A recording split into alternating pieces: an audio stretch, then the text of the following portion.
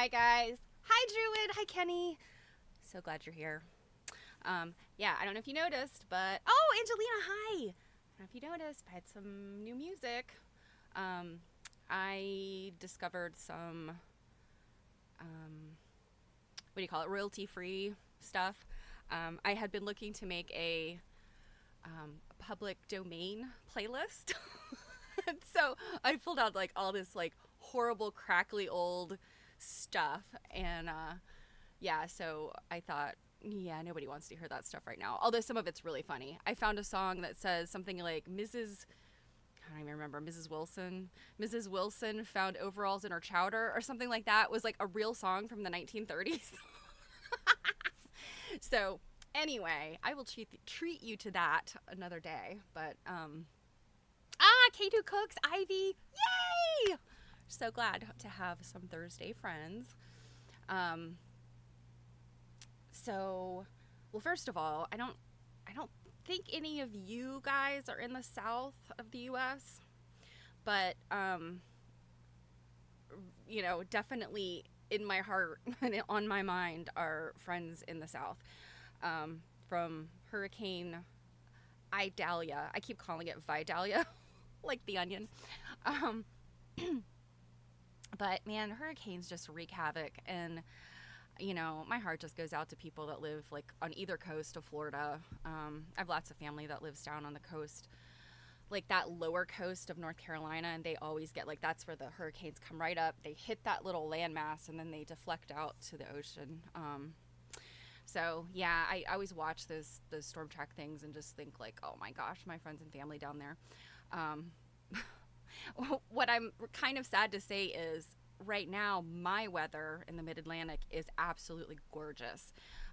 Like hardly any humidity. I had to go out earlier this morning and it was like drop dead gorgeous day. Like not a cloud in the sky, just beautiful. And I feel guilty for loving that because I know it's like the weather systems create it, like where I am. You'll end up with this like just beautiful day because of like horrible hurricanes and stuff. Anyway, um, Angelina. So yeah, you're not that far. So yeah, it's probably been very beautiful for you today. And Druid, yeah. Oh my gosh, I'm glad you're getting this weather too. Yeah, it's I think it was last week I saw on the news, our local weather guy that we always watch. He was talking about the humidity this week and that like by midweek it was going to drop, and he was right. So I got to give the man credit. Um, but yeah, it's so nice to have a break in the heat, and like that's all we hear about right now in the U.S. at least is um, hot, hot, hot. Everybody's dying from heat strokes, and also there's hurricanes in weird places, and this has been sort of a crazy summer. And I'm not a scientist, but I guess if you were a climate change denier, um, yeah, look around. There's some stuff going on out there. The predictions are probably wrong, but there's stuff going on out there that the Earth is not happy with us. And last week, hi. I think you stopped by recently when I had technical issues, so I'm so glad you're back. Um, anyway, so yeah, what was I talking about with the weather? The weather is a dumb thing to talk about. But anyway, yes, Friday Eve. Yes. That a Friday Eve is always the way to like survive your Thursday.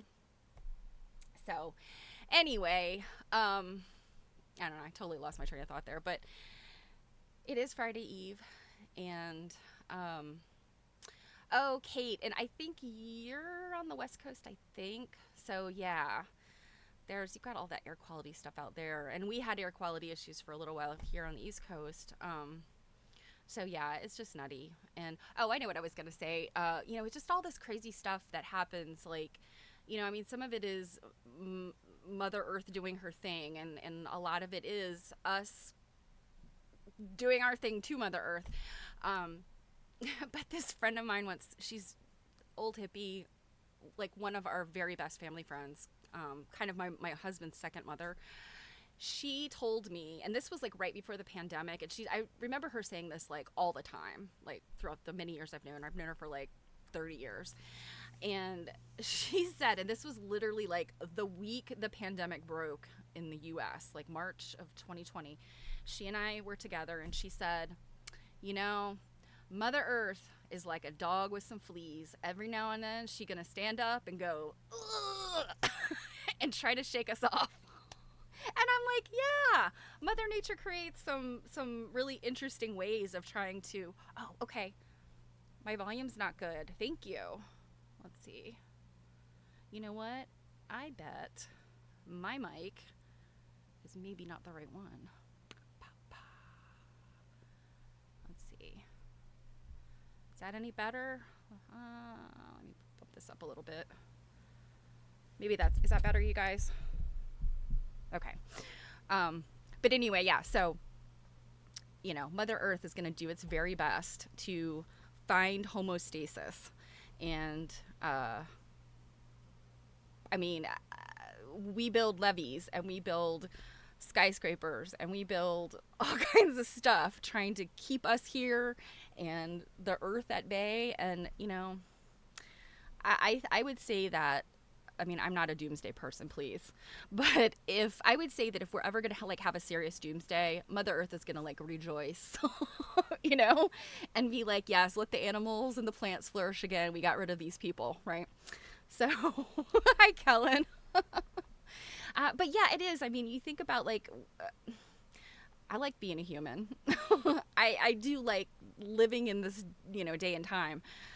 But yeah, I mean, you really think about it. We are kind of parasites on planet Earth. You know, we're always cutting down trees and mowing grass and pushing animals out of their spaces and all that stuff. So anyway, I'm not here to preach to you about environmental stuff. I try to be a good citizen, but I don't judge other people. And, you know, obviously if you're burning styrofoam in your backyard, I'm going to come talk to you, but I'm not here to judge anybody.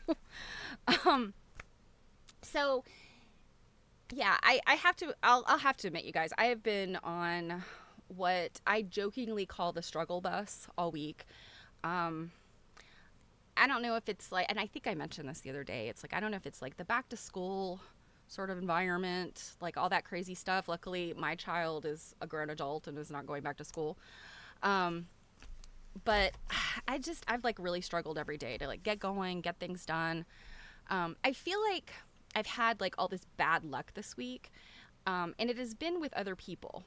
It's been things like a customer service issue where I'm not going to name company names because this company I love very much. I have been a customer for many, many years. It is fabric oriented. I am working on a project where I needed to order some fabric, and I'm a dummy sometimes. It's always, I fail to follow measure twice, cut once. So I have this project. I need the fabric pretty soon. So I was do the order this weekend. I think this was Saturday. Put it in and then went, oh my gosh, I am such an idiot. Wrong amount. I need 2 more yards than what I put in. So I'm oh shit. So go in there, quickly order. And I mean, this is within seconds. I can't even imagine that when you have sales come through some sort of sales management system, which I know this company would have. They're probably, these 2 orders were probably right next to each other. I mean, unless, I don't know, there were a million other people midnight on Saturday ordering fabric. So anyway, I sent that second order and I quickly emailed them and said, to their customer service thing, and said, I'm so sorry I did this, but can you combine my orders so that I have continuous yardage? I'd really appreciate it.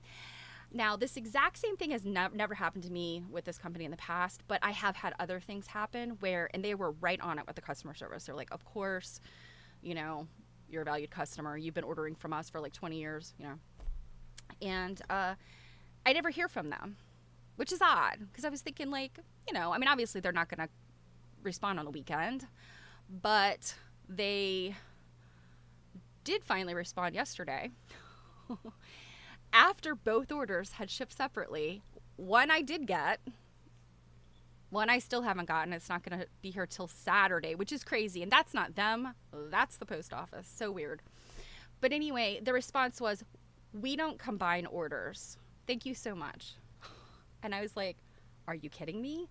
Because what happened is, I'm positive. I've worked in customer service for so long.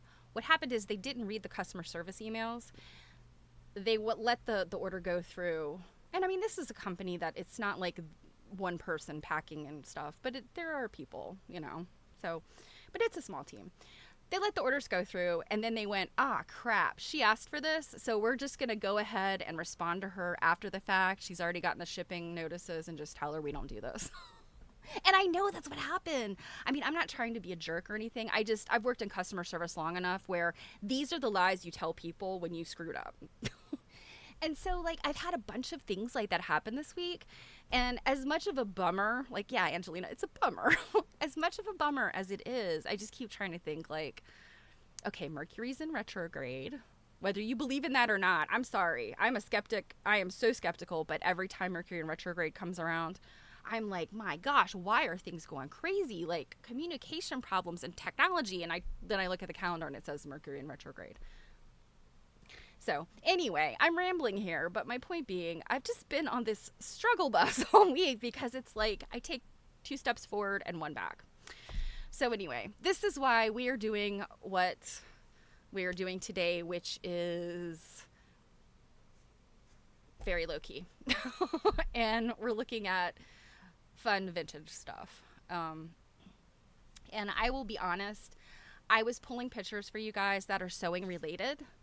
And I got lots of them, but looking at vintage catalog pictures will take you down a rabbit hole of memory and laughter. And so, yeah, you're probably going to see a lot of vintage toys too, because I just can't help myself. Let's see. Kenny, let's see. What are you saying? Trip around the world. Oh, no. Yeah. Okay. Well, let me know. DM me. Email me. You know how to find me. If there's a particular fabric, I may have it. You never know. So, yeah, I'm always like to help somebody out. If I have what you need, I'll scrounge it out. So, anyway, to finish my complaints off, I did have a really incredible win this week. And it's so crazy how this stuff happens. When you start researching, and all of you guys know about my Dunton research, stuff will just start coming out, like, all of a sudden, like, nothing I went looking for. Good. Oh, 108 winches. Okay, so Kenny does not make small stuff. Kenny just is like, it's going to be a king-size quilt. I love that about you. So anyway, yeah, I've been researching Dunton and all the stuff he did with Baltimore Album Quilts and, all the things. And my friend Jill, our friend Jill, you guys know her, she messaged me last night and she said, hey, I was out scouting today. She's a dealer. And she said, I bought some ephemera, which is not something she often does. And if you're not familiar with the term ephemera, it basically means just like old paper stuff. And in our world, in the quilting world, it's going to mean like all of those old crafting magazines and women's magazines, all of the pattern things, all of like the batting inserts, all that stuff is ephemera. She had bought a 1921 copy of Modern Priscilla. I don't know if you're familiar with that magazine, but it was just one of the ladies' magazines, early 1900s. And so along with like... I don't know, there's what home needlecraft, home and something. They're all very cool magazines, and they're things like you can usually pick them up for not too expensive, and it's fun to sort of search for the ones that have these like fun topics. But anyway, so she bought it because of what was on the front of it. I guess there were some interesting things on the front, and I was like, oh, cool, I love to find stuff like that. And she's like, no, Stephanie, look at what is on the first page. It is an article about occupational therapy and crafts. And I was like, what? And through all of my searching, I mean, I keep finding articles about occupational therapy and crafting.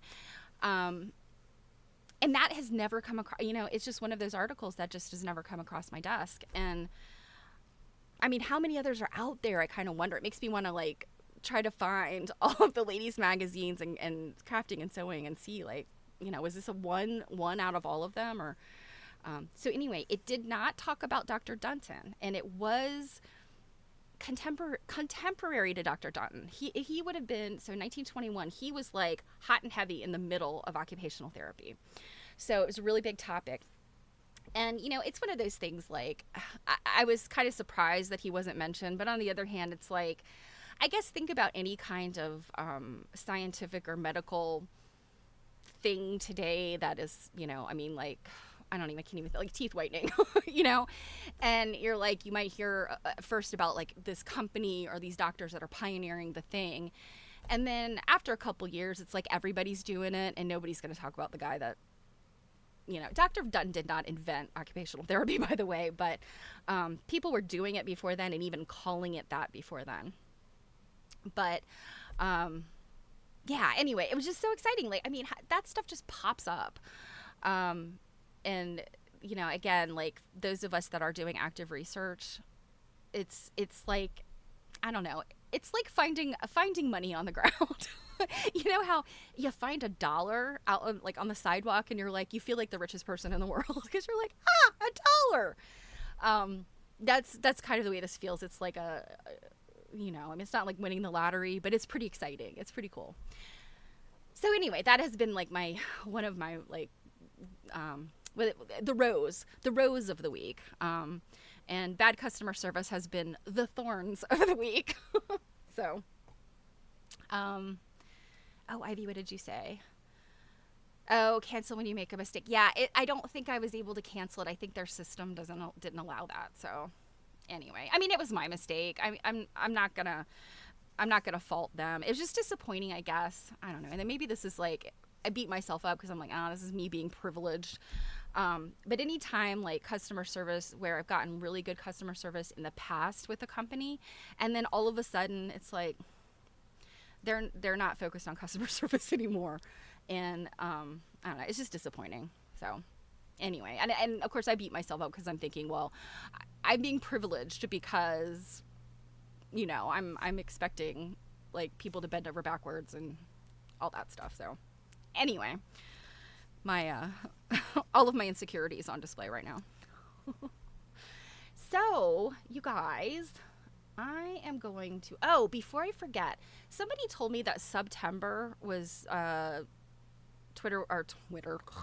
Twitch was not going to do September this year. And what September is where all the Twitch streamers are trying to get everybody to subscribe. And so September is when they offer discounted subscriptions. So, and especially if you subscribe for 1 month or 3 months or 6 months, you get higher and higher discounts. So just wanted to let you guys know about that. I'm trying to be a better, I saw it on another streamer's stream was discounted. Yeah, I actually, I opened up, I will put it here in the chat. In case you want to read about it and know what September is. But Eva is not here today. Druid is modding by herself, but Eva yells at me constantly about not advocating for myself. I'm terrible at sales. Do not hire me for that. Kenny, you are too freaking awesome. Thank you. You are the best. Seriously. I was reading something recently about some bad acts by some artists, like people calling themselves artists. And I thought about how quilters don't act like that. Quilters are cool as hell and are very generous. And so many of you have shown that. So yeah. Druid. Oh, you guys, you're so rascally. Thank you, Kenny. Kenny has been such an awesome friend, and I have met Kenny in person, so I know he's a real person.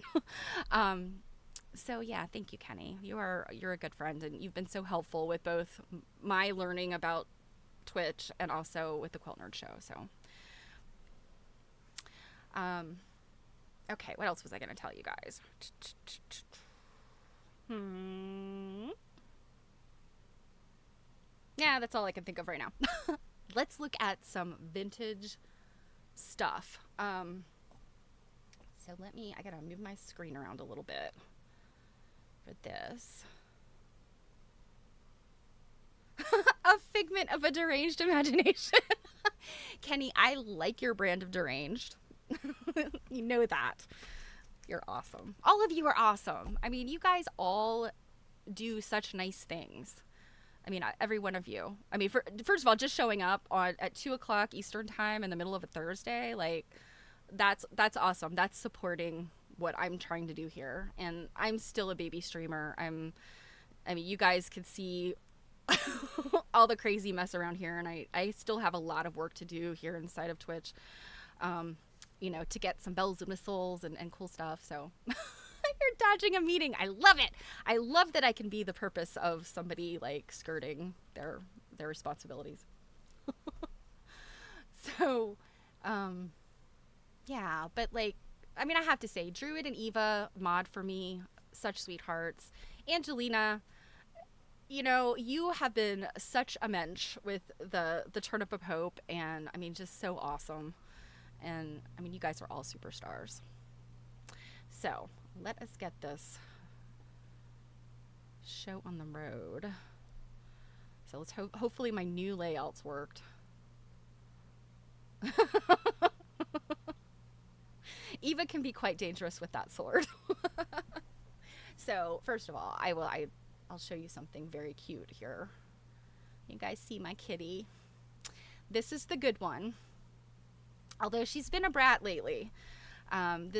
She was our rescue pretty soon after we lost a previous cat. We had to have him put to sleep, and I mean, it broke me. Oh. And my husband found this little beauty, and I was dealing with some stuff. I was actually in another state, being the primary caregiver to a family member who was very, very ill. And my husband calls me and he's like, what do you think about getting another cat? Like, this was literally a month after we had lost our very beloved cat. And I was like, I don't know if I'm ready. I love cats, but I just wasn't sure if I was ready yet. I was like, I maybe need to mourn a little more. And he's like, but look at her. And of course he sends me this, not a picture like this, but a picture of her looking just like, oh, she was just the cutest. And she's beautiful. She's a calico, but last week I'll tell you about Turnip of Hope in a sec. So she is a party colored cat, as they say in the UK. She's all orange and black, and then she has this cute white bib, and then all of her feet have little white tips, and then her belly's white. So she's kind of like, she's not really a calico, she's more of a tortie, but she's the good one. Yeah, she's a pretty cat, and she's a real sweetheart. Like, she's kind of a lap cat. Although she hates our other cat, and I think that's why she's such a brat, because our other cat is a monster.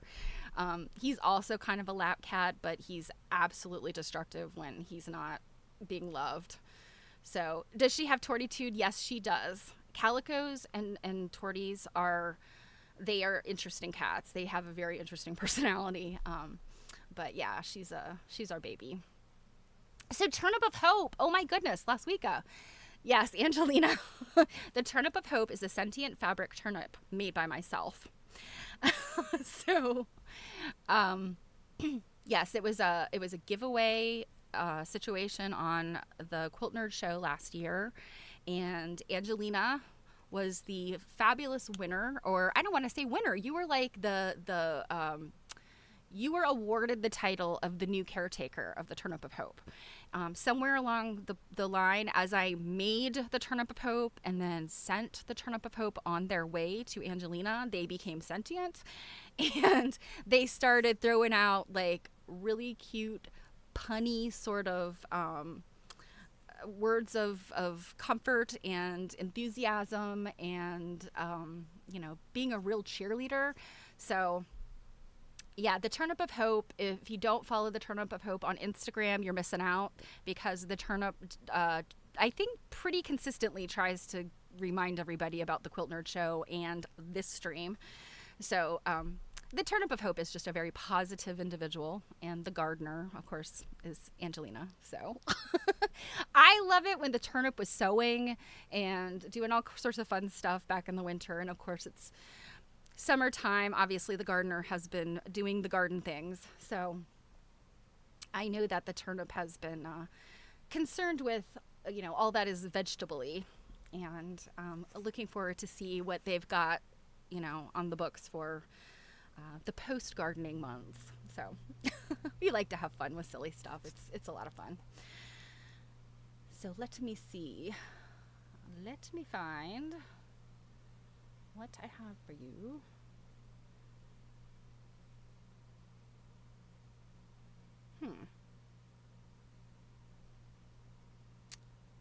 There it is. Okay. So I've devised a plan, hopefully that will work for you to see these images. To give you a little bit of a backstory on these, literally just the other day, I was, oh, you're not slacking, Angelina.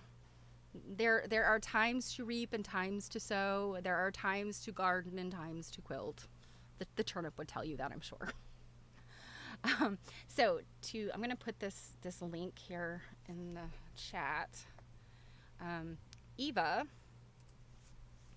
who, like I said, is not here today, she's having I think, some technical issues.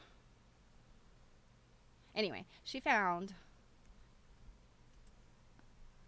what I was looking for, like, in an instant, which is this site that has vintage catalogs from Sears, JCPenney's, and Montgomery Ward's. I was specifically looking for JCPenney's because I had heard that they sold this particular kit quilt or quilt kit. Anyway, I did not find it. However, this site that I just put in there is an absolutely it's just a treasure trove. So the first thing I would say is, if you are into historic quilts, particularly the mid-century stuff, I'm trying to think how far I've gone back in these catalogs. I think I didn't look at I think I looked at some Sears stuff. A lot of these are Sears that were on there early on. But the ones that are in color, you will find at least a few pages of color photographs, and maybe, I'm assuming they're photographs, they might be renderings, but of fabric. And I will show you some, but if you have some time, go out there and look at it, because you can see, like, these are the fabrics, these are the dress fabrics, and the clothing fabrics people were sewing with mid-century, and that's also what they were using in quilts. So I put this lovely up behind me. I don't know if I've shown you guys this before. This I got in California at a swap meet, and it is, I'm pretty sure, like 1940s. I thought it was a little bit older, but oh my gosh, a hype train. Holy cow. Betsy Dragonfly. Oh my gosh. Kenny. More. Oh, you guys. I love you so much. Kenny. You're too much, and I love you dearly. Anyway, so these fabrics I had for a very long, this was like the first vintage quilt that wasn't family oriented that I ever acquired, and it's technically not a quilt, it's a quilt top. But anyway, it has got fabrics in it that I've for a long time been wanting to date. And I think a lot of these are older fabrics, but then I'm seeing there are newer things in here too. So that would mean that, a quilt is only as old as its newest fabric. So long story short, I want to do a little bit more of a survey on this one, just to get like comfortable with when each of the fabrics come from. Because I'll be honest, when you get mid-century, like between the 30s and the 60s, you have like plaids and things that are really hard to date. And so you kind of have to rely on um, color combinations and then like adjacent fabrics. One thing that I can tell you guys, and I think I've mentioned this before, if you are trying to date a quilt, is to use a black light. And you can get little black lights. They almost look like laser pointers, and you can shine it on either the stitching or the fabric, and you will be able to see what is synthetic and what is cotton. And it's really cool. And like when you see it happen, because like the synthetic stuff kind of fluoresces, and you're like, oh my gosh, it like really will change, how you're looking at fabrics and stuff. So give it a try if you get your hands on one of those little blacklight things. They're not that expensive. I think they have them on Amazon. You can get them at party stores and stuff. So anyway, again, long story short, I kind of got excited about being able to use Eva. I think we said your name 3 times, so you were able to show up. So anyway, but what I was saying is, looking at these catalogs, you could definitely hone in on, oh, this obviously, this was a popular print, definitely, it's in there. And so that's what I'm hoping to be able to see. So, and we'll look at some of those. So, last week, I just realized you gifted it too. Gosh. Oh my gosh. I'm... You're so sweet. Yeah, Kenny's been naughty. Kenny's been handing out subscriptions. My dear friend, my subscriber king. So, all right, let's get going. Tormenting a streamer with kindness. Yeah, it's terrible. So, I was surprised that in the Pennies catalogs, I didn't find anything for quite a while. I found wonderful things, but the first few JCPenney catalogs that were available on that site, and Eva, I've already given you credit for finding this site for me, so you too are awesome. The first few Pennies catalogs really just didn't have a whole lot of it was all clothing and firearms and chainsaws, all the crazy stuff that they sold, and really not any craft stuff. So go forward a few years, and I did find some. I did end up finding a kit quilt, and it's funny because it is one, and I have it, I'll show it to you. It is one that our dear friend Jill actually has one for sale, or did. She may have sold it. But it is something that I now have seen. The company that made this kit, they produced it for a very long time. So it's one of those things where you're like, oh, cool, I found the thing. But also, which version do I have? Do I have the one that people were making in 1950? Or do I have the one people were making in 1970? So that's one of the other things that you kind of deal with when you're talking about mass-produced things. And, mid-centuries when we started to get these mass-produced things. And these catalogs are perfect examples of what's going on in an average person's life. Because, middle-class America from, mid-century until now shopped in shops at these department stores. And, of course, now discount stores, obviously, here in the States, we've got Walmart and Target. Those are probably more common now.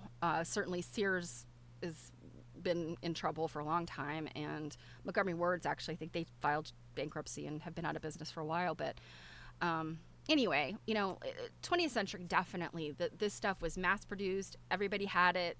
You're going to immediately be like, oh yeah, if I didn't have it, my neighbor did. So, but let's look at some of this stuff. And I have to admit, I'll show you some sewing stuff first, because I did have to grab some toys. I was one of those kids that would go to my grandparents, around Thanksgiving and pull out the Best catalog.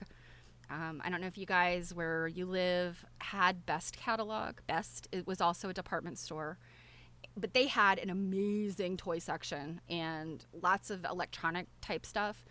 And so I would take that catalog and the big fat marker and circle everything I wanted. And but lots of kids also did that with the Pennies and the Sears catalogs and stuff. So I couldn't help myself. There's lots of toys where I'm like, So, okay. This is the 1964 Penny's Summer Spring catalog. This was the first place that I really found significant sewing stuff. And I think, oh, your mom worked for Sears, Kenny. Okay. Yeah, the Christmas catalogs are just always like, and it's funny, you don't get those anymore. Like, I think Target does send out like a toy catalog thing, and I think I might have gotten something from Walmart last year, but they just don't do this anymore, and okay, consumers distribution. Interesting. Okay. But anyway, yeah, so like back then, before the internet and before digital stuff, that was like you looked forward to those catalogs, and oh my gosh, the mail carriers, I'm sure, hated it because those things, like the Christmas ones were thinner, but the annual catalogs, the seasonal ones, were like thousands of pages, like 1,000 pages. Yeah. Yeah. Websites are kind of functionally like that. Yeah. So here we go. This is one little section. I think there was a couple of pages in this 1964 catalog. And you guys can see this, right? Like what I can see. I should have probably checked to make sure that this is actually showing up on my. Yeah. Okay. It's there. So this was like, and also, as amazing as this website is and all the stuff, unfortunately, the scans are not super great. So I can't zoom in a whole lot. And in some cases like this, the text is blurry if I get too big. So just want you to know that. I'll do my best. But this is like obviously the kind of notions that you see like in a fabric store now. Like if you go to Joann Fabrics or I guess even Hobby Lobby has this stuff. You've got zippers. This would have been something very common here. Where's my little...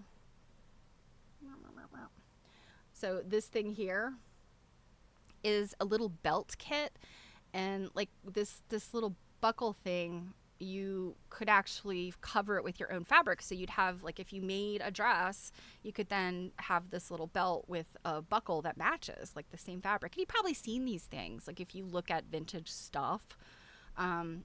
If you've ever had gone through a vintage sewing basket, or button jar or whatever, you've probably seen these things.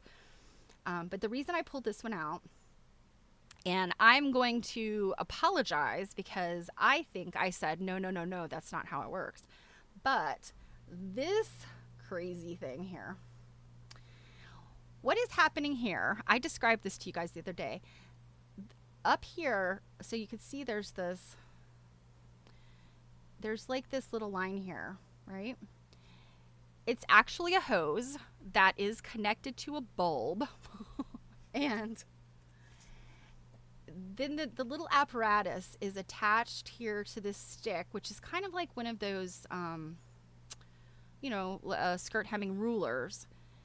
And there's like this little nozzle up here that literally you squeeze the thing and you turn slowly, and it's supposed to put a chalk line around your skirt where you want to hem it. And I'm like, this thing seems like the most complicated, like, shouldn't work kind of system. I think this, obviously, like, you're standing next to an upright ruler and you've got another person helping you. That's where hemming makes the most sense, I think. But yes. Oh my gosh, Kate, you had the chalk thing? Ah! Yeah, this thing is just crazy. Like, you're standing there squeezing a bulb and, like, maybe it worked. But yeah, and so the one I have in my collection, and I don't know why I forgot to pull it out today, but yeah. Okay, so it worked. It's a Rube Goldberg. Sherlock!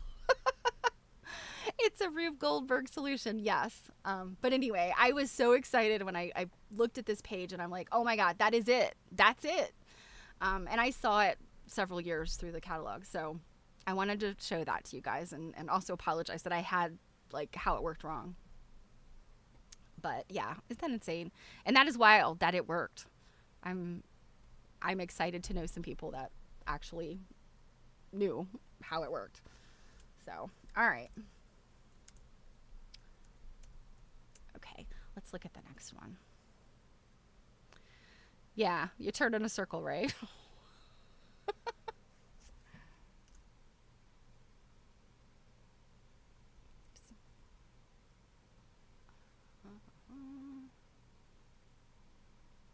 Oops.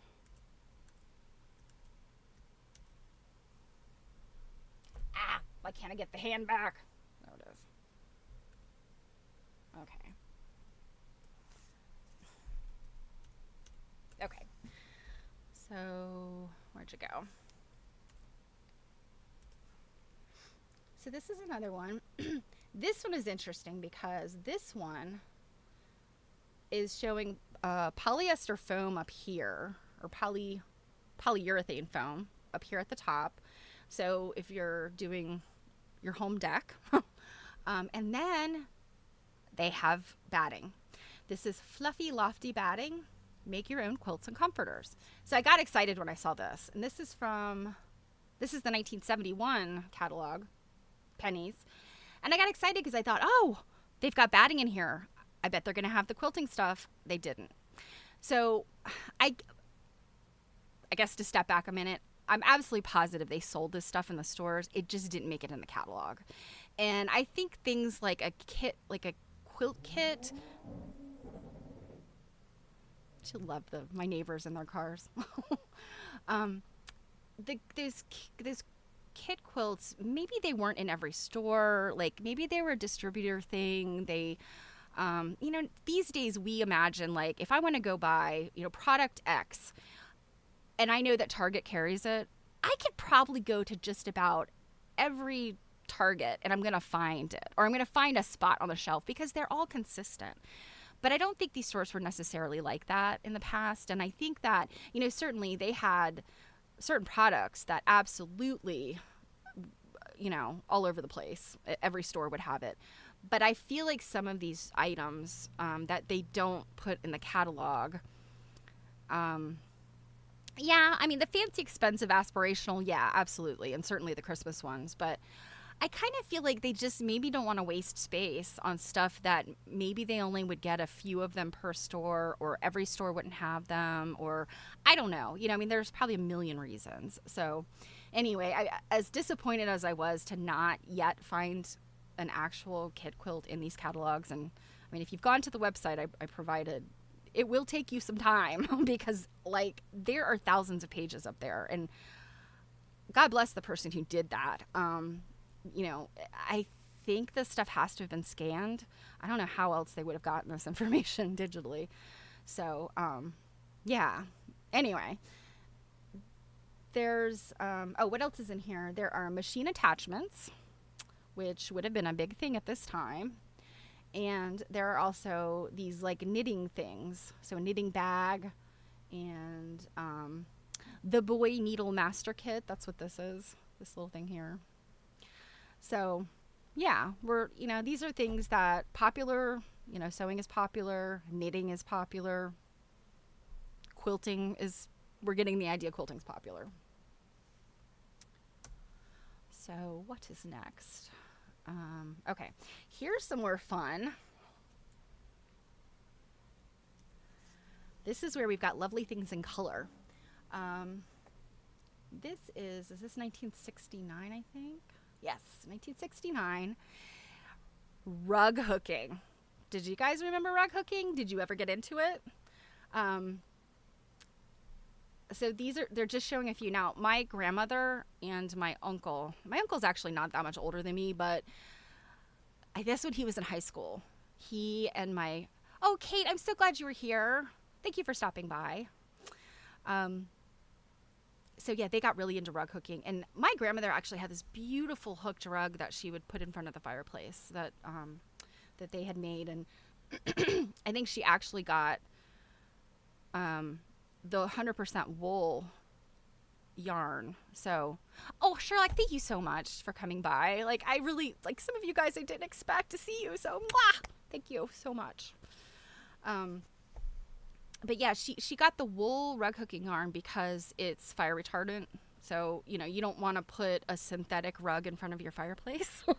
So, just so that you know. Smooches all around, and definitely in a non-weird way. And in a weird way too. That's cool. We.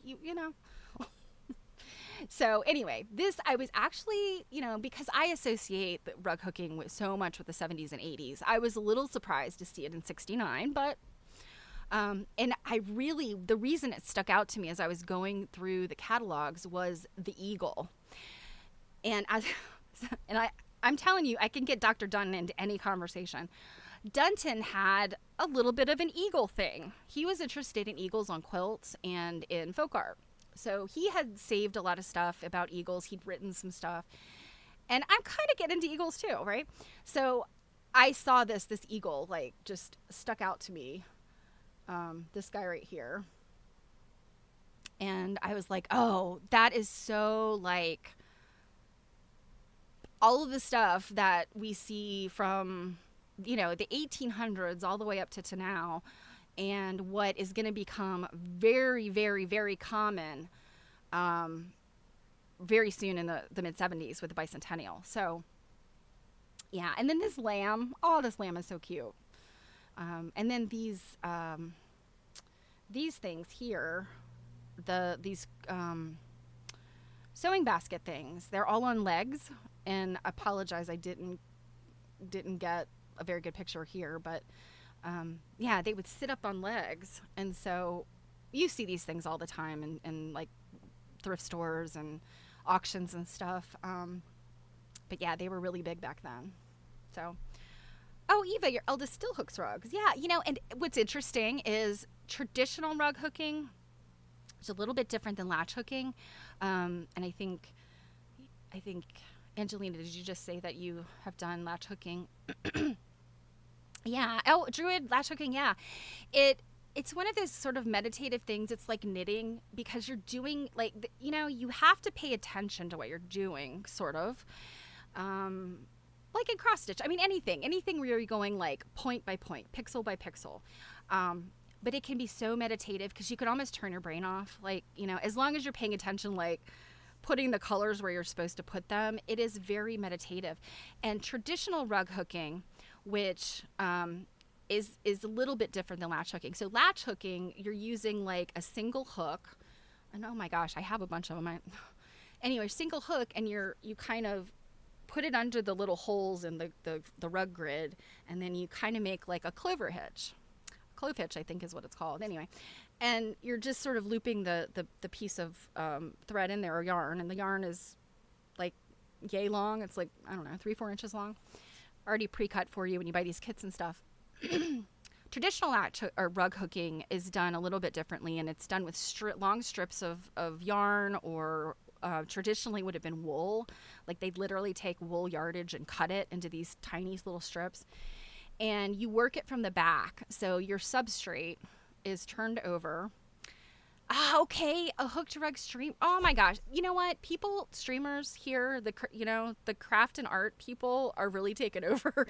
And I feel like people do anything and everything on here. Like, if you could think of it, I don't think I found a glass blowing streamer yet, but I haven't looked hard enough, I'm sure. So, I'll have to find this person, Kenny. You'll have to let me know who they are.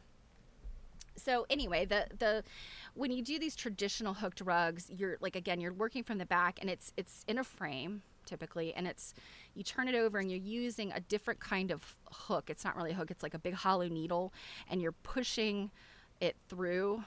Okay, anxiety tonight. Okay, I will look for him. So you're kind of sliding this needle along, your long strip, and you're pushing a section of it into the substrate. And then if you flip it over, then those little bits are hanging out the other side. So it ends up looking the same. But long story short, rug hooking is something that occupational therapists were doing with their patients, because it's like that. It's not really hard.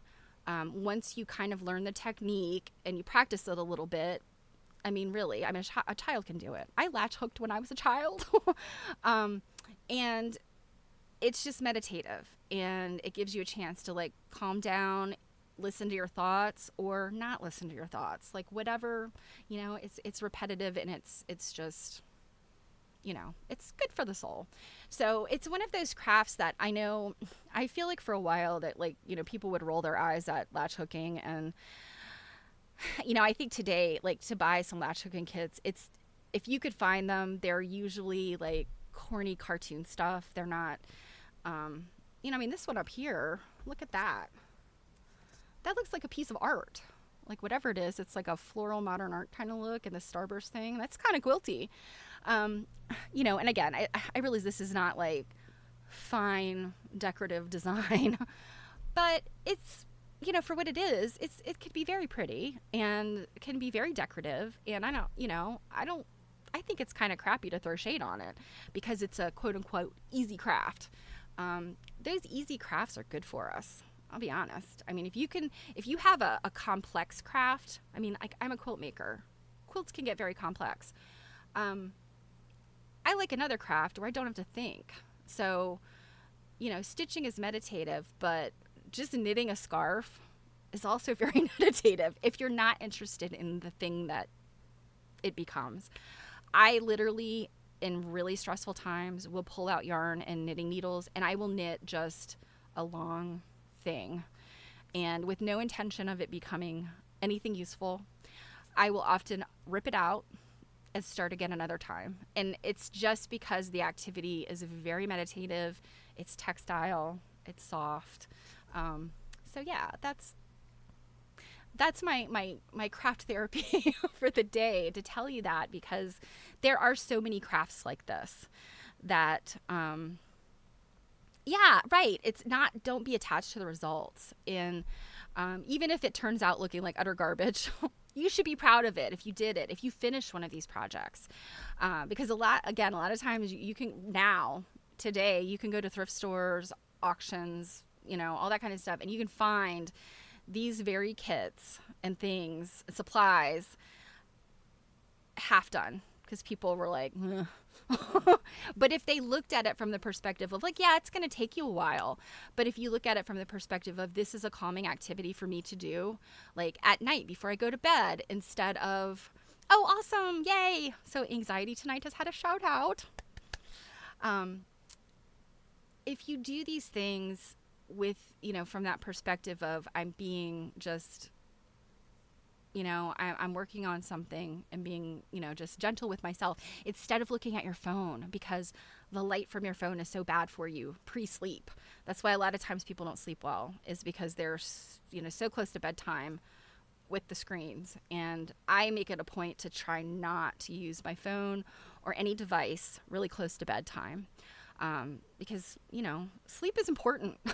And so if you do something like this, like, latch hooking, knitting, embroidery, like just those kind of low-key kind of things, it really is so good for you. And but yeah, it's important to be divorced from the final thing.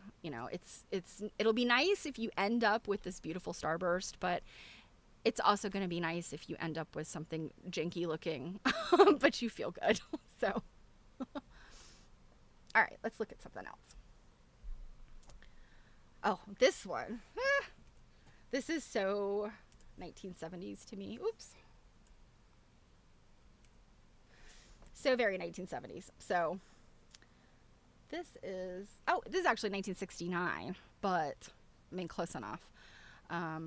My aunt, I think, had something very similar to this hanging in her bedroom when I was little. I'm not saying it was exactly this thing, but this kind of thing. This is crewel needlepoint, which is done with wool, a yarn. But think of it like embroidery, pretty much.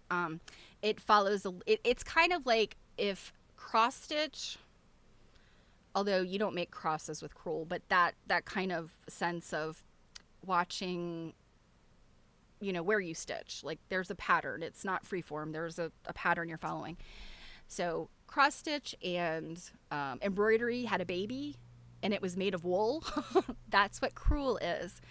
Now, I don't know if you can see this where it's written, is actually how crewel is spelled. It is not spelled C-R-U-E-L, but rather it is spelled C-R-E-W-E-L. And it is, again, it's just a form of needlepoint and really nothing else. You have certainly seen things made out of crewel needlework. A lot of times, so historically, like 1700s, and Kenny, I'm thinking about you because of this, they did these amazing Bargello needle points, and you can often find them on their like seat covers, like upholstery cushions. I know I've seen in some magazine, it was like a men's wallet, like a pocketbook kind of thing, that men would, put in their coats with, this beautiful crewel embroidery on it, like Bargello. So it can be a very beautiful form of needlework because it's a little bit more, I don't know how to say this. It's got a little bit more like, it's not so consistent as cross stitch. Cross stitch is like XXX, different color, XXX. Whereas crewel might involve other stuff. Like you might do some different stitches. It's not all going to be like a straight stitch. So that's why I think crewel is very interesting. I have tons of crewel yarn. Oh yeah, footstool. Yeah, absolutely. That you definitely will see those, like even contemporary as well as like antique, because it's wool, and it creates a very on the canvas, it creates like a very tight fabric, like, and it's pretty sturdy. So obviously these little animals they're on a linen type backing, and so this brownish color you see, that's the unstitched fabric, like that's the linen fabric. Whereas like some really hardcore needlepoint, they cover the whole surface. And so like a footstool, that kind of stuff. So you've certainly seen these things. They're not, they're pretty prolific, but I thought these were so cute, these animals, like so very 70s, 60s, 70s. All right, what's another one? Okay, so from this batch of catalogs, I now have some things that they're not crafting. I just have to show you. So first of all, well, this one is. So this one, 1969, some of the fabrics. And see what I mean? Like, I could see, I have some wool like this now that I've purchased, like from, from a local quilt shop that has like wool embroidery supplies. I mean, you can find this stuff now, but very popular as we're verging on the 70s. And I want to say we all discussed this a while back. You've got your harvest gold, you've got your avocado, you've got, was it like burnt toast is one. There's this set of like these colors, and they're a little horrific from our decorative standpoint now. But the reason why I wanted to show you this one specifically is this lady is, first of all, rocking an awesome cape. I have a cape pattern like this, and I've never made it because I thought, I don't know if I personally can rock a cape. But this very fabric this woman is wearing, my grandparents had a couch upholstered in it. I kid you not. When their house, when my grandmother passed away and their house was, liquidated, I wanted that couch so bad. It was actually more of a love seat, and it was very old. It had like a really high back. I think those were called like barrister's benches or something. But oh yes, I believe it does look like a riding helmet, doesn't it? That was my first impression. She surely got to have some jodhpurs, like to change into. But yes, my grandmother took an old, like fancy antique piece of furniture and upholstered it in this heinous stuff. And I mean, there's pictures of me as a toddler sitting on that couch. So it had to have been done before I was born, which was in 1973. So anyway, looking at this, I was like, okay, she had to have done this upholstery like sometime between the late 60s and 1973. And so this picture, I was like, Oh my gosh. I do have to say, though, I really like her use of, and I'm acting like she put this together, but the use of three totally different oranges all in the same outfit. I really, honestly, this could be something you would see today in a fashion magazine.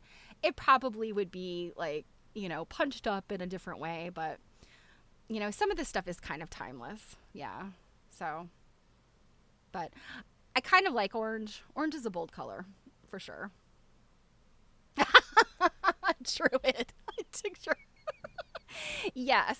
If it is that like a very textury woven upholstery fabric, absolutely. You sit on that stuff, you scoot around a little bit, and like all of a sudden you've got like rug burns on your arms, backs of your legs. Ah! Yes, an exfoliating couch. I like that. Okay, so now the others of this page are not going to be crafty and sewing, but I think you guys are going to be okay with that. So, have you seen the Barbie movie? If you haven't, you may have seen commercials for the Barbie movie, and you may have heard about Alan. Alan is Ken's friend. This dude is Alan. And I was not looking for Alan. But in the 1964 JCPenney catalog, Alan was available. And so as I was clicking through, I was like, oh my God, it's Alan. I recognized him right away because of that shirt. Michael Cera, the actor Michael Cera, played him in the Barbie movie. So it was so funny when I saw this because he's wearing that exact shirt. So funny. Poor Alan. I don't think he lasted long. Okay. Now, anybody here a horse girl?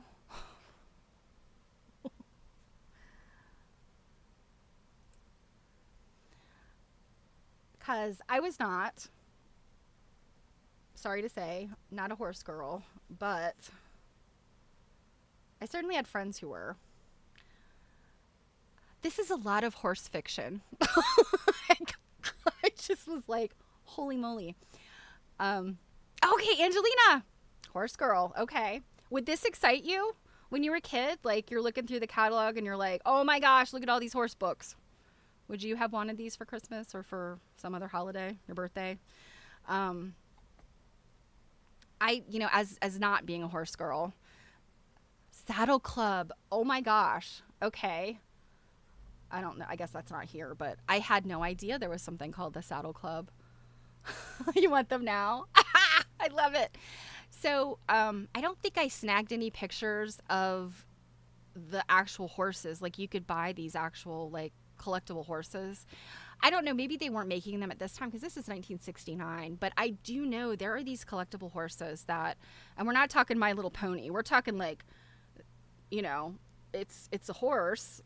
But I mean, it looks like a horse. Like if this thing were given life, it would be like, it looks so real.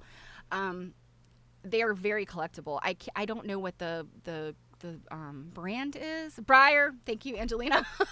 Of course a horse girl would know that. Yes, I was at this auction house that I often get vintage fabric from.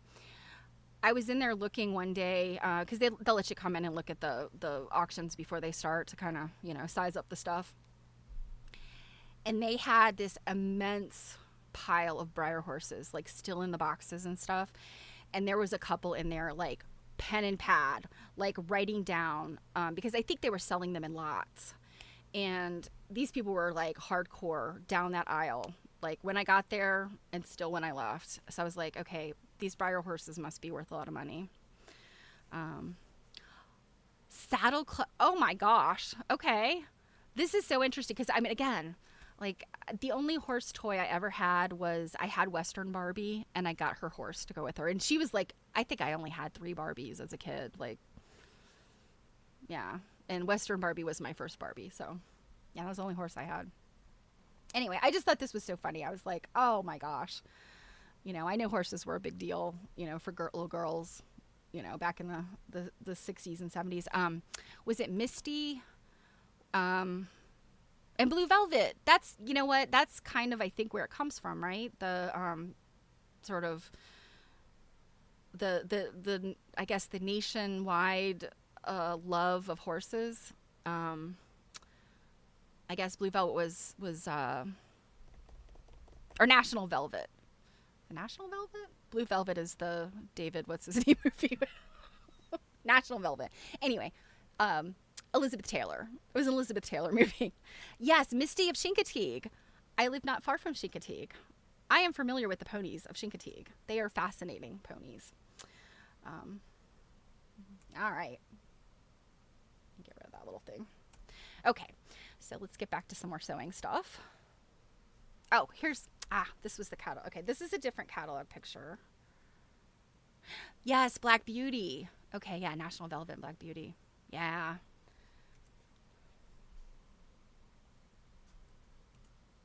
Okay, here's all those different sewing contraptions. So this is 1971, and you see the little animals again, and it looks like, I don't think that little tiger. Yeah, so in the 1969 catalog, the tiger was not available. The crocodile was available. The lion was available. The walrus was available. And the hippo's not here. So we're missing the hippo. And I think this here, I don't know what the heck that is. Is it an elephant? I think it's an elephant. And then the little tiger. So they got some new kits. Horse of course. Oh my gosh. Oh, an Elizabeth Hartman pattern. Oh, I love her patterns, by the way. Have you sewn an Elizabeth Hart? Is anybody here sewn an Elizabeth Hartman pattern? Her things are very cute. I've made I made her Bigfoot one where it's Bigfoot in like trees. So the other thing here are these fabulous dealios. So I cut the legs off of the first picture of them, but look at this. Ah, you haven't made them yet. Which ones do you have, Kenny? She has so many now. Like I didn't even realize. Oh, Angelina. Yeah, so Google her when you get a chance. I think you would like her stuff because it's animals, and I think she's done some like plant related ones. They're just really cool, and they're all okay. The llamas. Okay, yeah, the bears and the cats. I mean, she's done like tropical rainforest, under the sea. Like she's done so many different ones, but you build them out of blocks. So,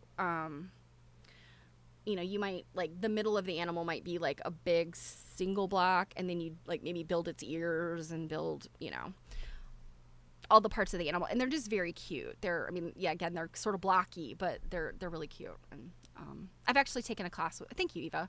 I've actually taken a class with her, and she's a very cool lady. Actually, it was a math class, believe it or not. It was quilting math. And so she was an interesting person to teach quilting math because her stuff is all these blocks and squares. And a lot of times it's like the technique where you take a large block and you kind of sew something on the corner. It almost becomes like a little dog ear, and is literally how you make cat and dog ears. But there's some math associated with that, and it's not difficult, but you got to know your math if you were going to design patterns like that. So that was what her class was about. It was so interesting to me, like kind of getting in her head and understanding how she'll get these ideas and draft them out and then do all the math for them. So, but anyway, so these lovely handsome hideaways. So we've got the big fold out one, the cantilevered. These are so popular now. If you see one like at a thrift store or cheap, snag it, because these sell for so much money, especially the legitimate Scandinavian ones. This whole cantilevered sewing basket, I think, originated in Scandinavia, or they're the ones that make these really nice ones. So maybe the ones at Penny's were not that great, but definitely these cantilever, because they broke.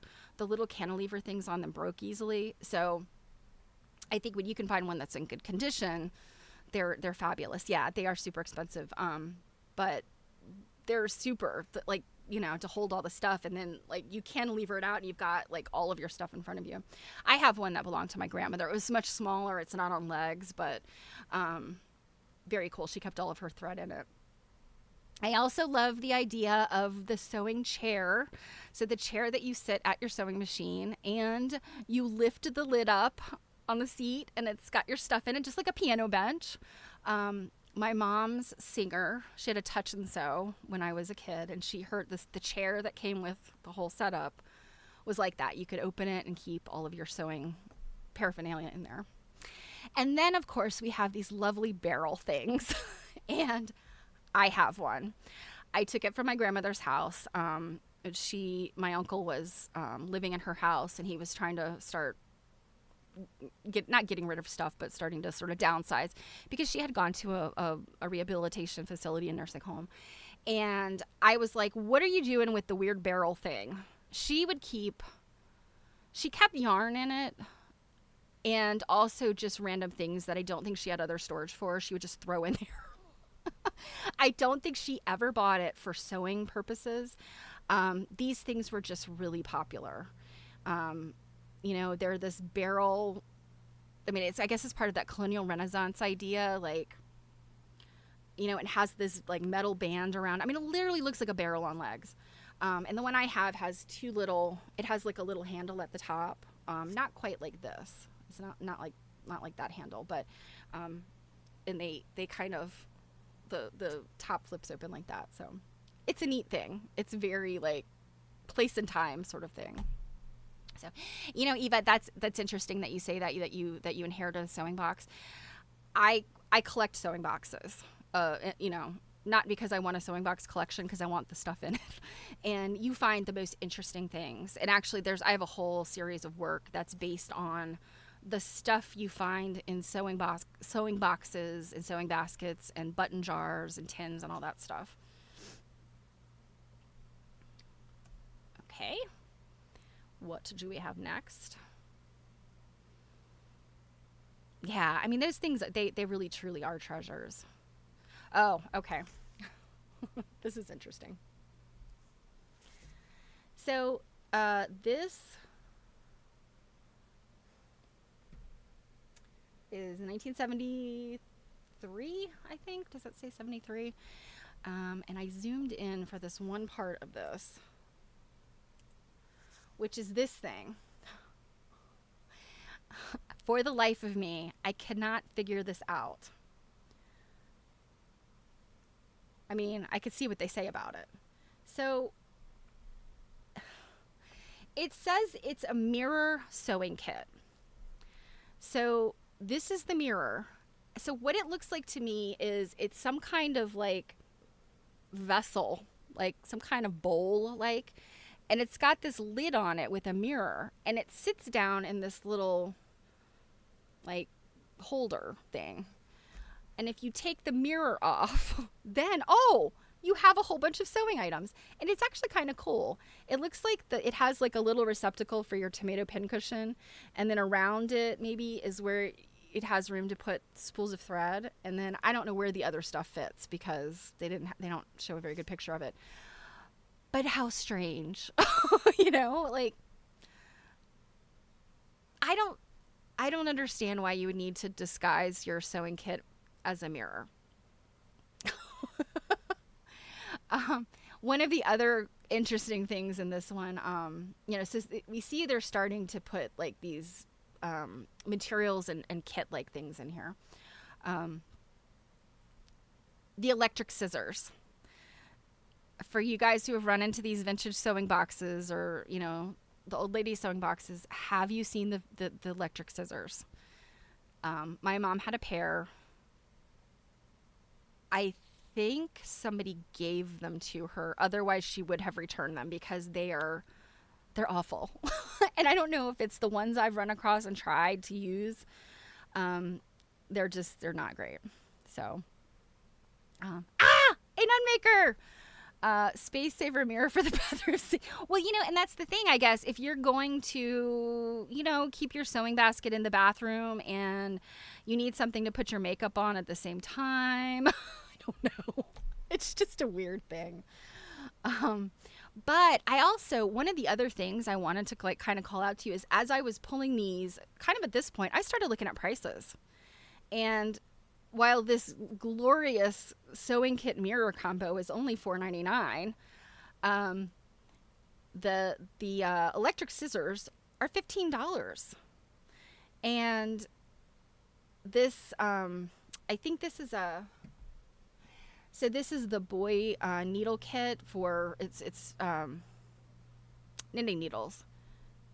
$17.97, and this is in 73. So, I feel like some of these, yeah, I mean, well, and that's the thing, $15, it's an electronic item. So, that's kind of what's behind it, obviously. But I was kind of surprised, and I shouldn't have been, but looking at the prices of some of these like consumer goods, how expensive they were back then, and so it kind of like, it begs the question, like, some of this stuff was gimmicky, I don't know. And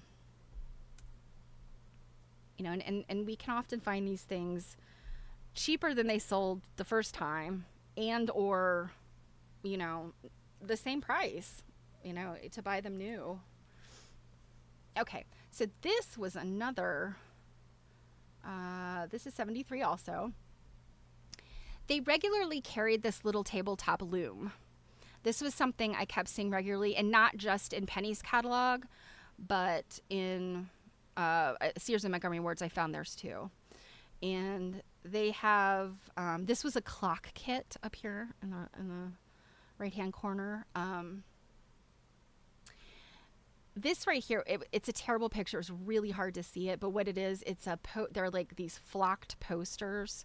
Like they have kind of velvety flocking on them, and then you'd paint it. I have another image of this. It's still not as great, but it was a paint by, not really paint by numbers, but sort of a, make your own art sort of thing. And then I'm not entirely sure what the situation with these ships is, but it is also another like crafty thing. Crafts that bring back a touch of nostalgia. And what I can really tell you here is what we're looking at is like they're very, they're going back to this colonial stuff, right? We're really seeing this colonial revival outside of quilting. So this is what's happening in like the zeitgeist, is this, looking at these things. And then by 76, we've got the bicentennial. So this is all leading up to that. And then this is the period where, again, these things are leading people to, look at other old stuff. Like, oh, I can build an old clock. I can also make an old quilt, right? Hi, Yakamo. Hello. Yes, Eva, I know what you're talking about. It's like a coloring book kind of thing. Yep, absolutely. All right, now Druid, the little glue sewing machine. I'm curious about this. We're gonna have to talk more about this. I do have some toy sewing machines in this lineup, but yeah, I don't know about this glue situation. I'm very interested. Okay, let's see. Now, who remembers Hutch art? Is this ringing a bell for anyone? Hutch. This is a Hutch kit. Okay, so instead of needle and thread, it pumped out glue. I have never seen that. That's fascinating. I love it. It probably worked horribly, like as all small toy sewing machines do. But so Hutch kits were, and I know my mom had something like this and hanging in the kitchen. And of course, everybody, like I just remember anytime going to friends' homes, in the 70s, everybody had one of these. And so, it's got this look of like, oh, we could put some pretty pictures and stuff. This one here, again, they're not great pictures, but they're like butterflies. And so it's kind of like, well, it's supposed to look like a preserved butterfly. And then you fill it with beans and peas. And I don't know why people wanted to craft with beans and peas and legumes and whatnot so much. But that is what these like if you can't see, like that is like literally corn. Like corn that you would put in a popcorn machine. And these are various legumes in here. Like Angelina, I want to know what the turnip thinks about this. Hi, Mario Tim. Eva, you are lucky. You've never seen one of these things. Now, all this stuff is behind glass. Okay, Druid. Yeah, I mean, so yeah, yes, they were very common. I'm not losing my mind. Oh, okay. Um, I know, I know when you say been stolen, I know that you have some personal trauma around the situation, but so I don't want to make fun, but also, somebody that would steal one of these, were they hungry? I mean, I'm seriously, I'm not trying to. Yes, they would be awesome shadow boxes, but yeah, it boggles my mind. And I had forgotten about these, and when I saw this, I was like, oh, the hutches. You're so stupid. Hi, Megan. Okay, field art at the Minnesota State Fair made out of beads. Yeah. And I mean, I remember going to like a vacation Bible school. Like, I know I made a macaroni and bean Jesus. I know that I did that, but it's like that goes in the trash after the summer. So I don't know. Mara, maybe it was. I don't know. It was in the Penny's catalog. Yeah, they often had dried flowers. Yeah, so like dried flowers, butterflies. I don't know that the butterflies were necessarily like real butterflies, but the dried flowers definitely. I think the one thing my mom had dried flowers in it definitely. So weird, very weird. Okay.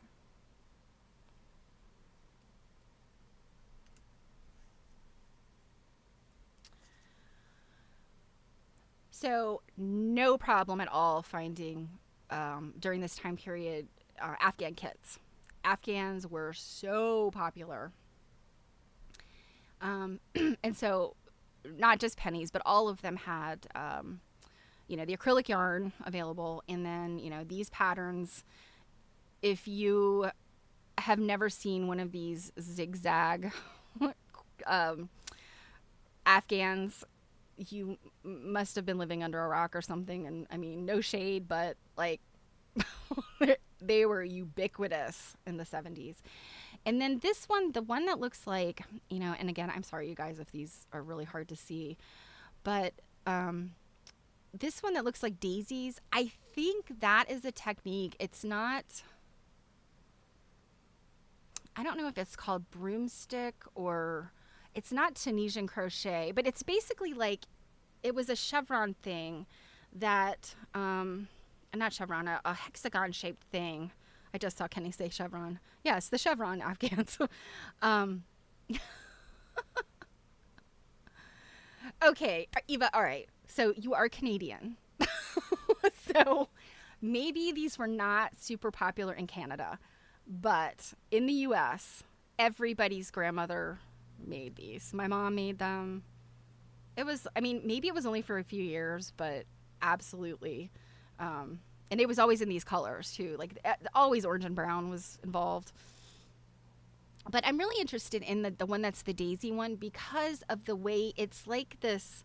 I think it's like this way that you kind of wrap around and then you crochet them kind of together. I think. I'm not positive if that's what this technique is, but yeah. So those are really pretty. I don't know that I've ever seen one. I've seen pictures of them.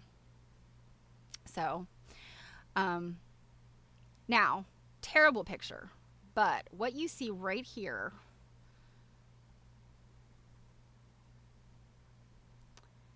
this is the kit quilt that I can find. This is, it's Bambi, and Jill has one if you're interested in it. They are very cute. I think so. The way that this Bambi is designed, it is definitely the original Disney Bambi movie. It's that character. So I think this kit would have been available for a very long time. It's not just whatever. What year is this? 71. It was, I'm sure, absolutely positive, available long before 1971. But you can see it's appearing here.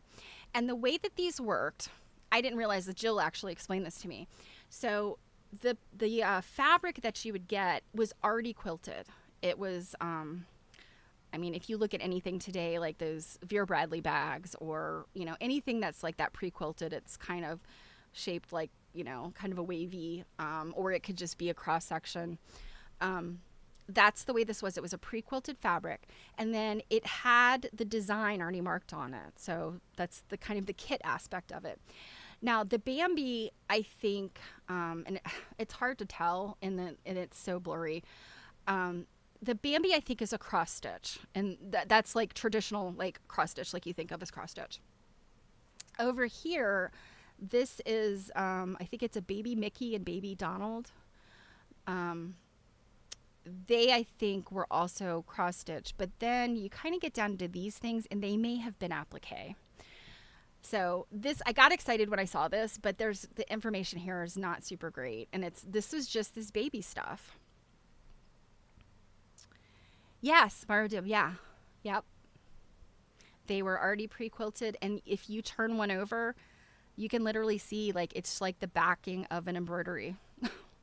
And so that's what's interesting, is like you would have to be very careful, to either just go through the front, or to make your back very neat to bury your knots, if you use knots.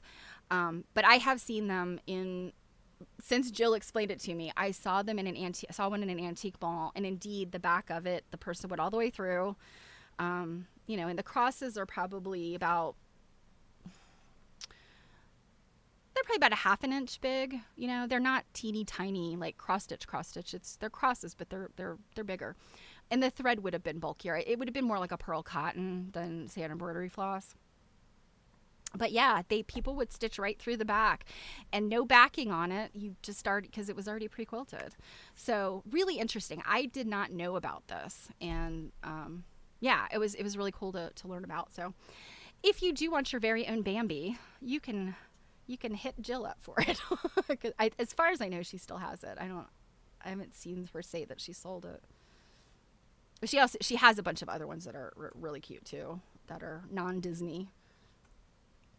So, crib quilt. Oh, okay. Yeah. And Martin, that makes sense. And I would imagine that people also did that to put a something on the back.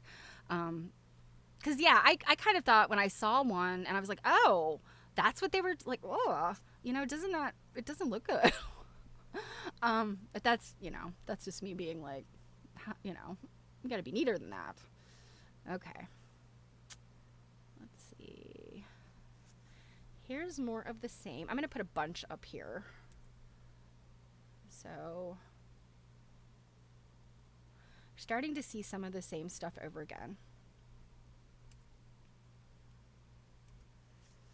Oh yeah, you're absolutely right. For like a ties. Yeah, a tied quilt. And that would be TIED, not TIDE. So this now is the stuff we're starting to see.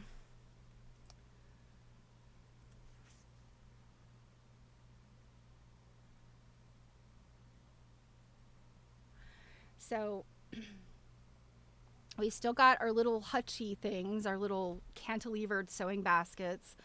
That cantilevered one's $26. That's kind of pricey back then. We've got our Afghans. We got a granny square. We've got we've got the rainbow chevrons. We've got the little loom.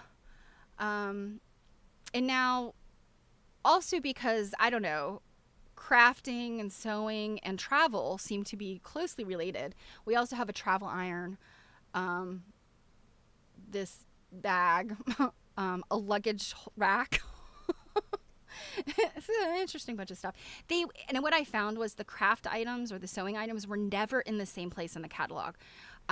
Often they would be right after the women's lingerie. So, right after slips and stockings, you move on into sewing things. But these pennies catalogs, as you get into the 70s, they will be anywhere and everywhere.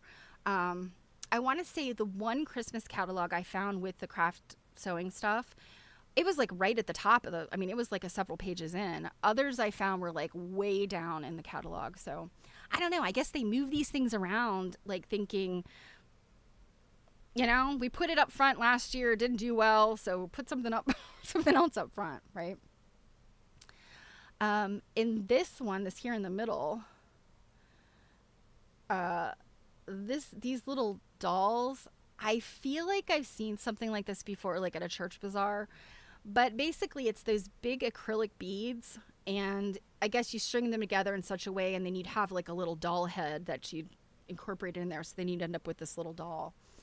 And then they've got like these jewelry kits, these jewelry and beading kits. And I just don't remember seeing that when I was a kid, like, that kind of stuff was available. I feel like, jewelry and beading stuff was, from my perspective, was getting big in the 80s, but I'm wrong, So yes, they do look like the toilet paper cover dolls. Absolutely. But I don't think that's what they're for, because they're hard. Like once you get those beads together, it's sort of a firm thing. And I don't think it's that big. I think, to cover the toilet paper is a little bit bigger. I think these things were like a little bit smaller, and they were intended to just sit. And they also, the inset here that may be very hard to see is fruit. You too can make fruit. So, yeah. But those crocheted items, I've seen some really like over the top ones, and I just remember cringing when I'd see them. We're like, ugh, they're so gross. But yes, I would love to have one of those now.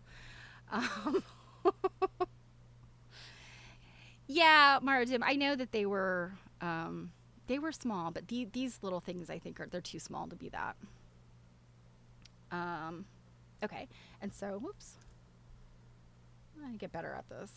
And so over here we have our color in poster again. Candles. Aha. It is the 70s, and candles are king. I remember my mom was a Girl Scout leader. First craft they do is sand candles. And so candle making was so big in the 70s. They also have this stained glass project. I didn't look at this in detail. I don't know. And then, of course, we've got our little tabletop loom. So, Marodim, same. If I didn't have some sort of craft kit or thing that, my mom would, that was kind of the one thing. Like, I didn't have a whole lot of stuff, but she would buy me craft and art supplies.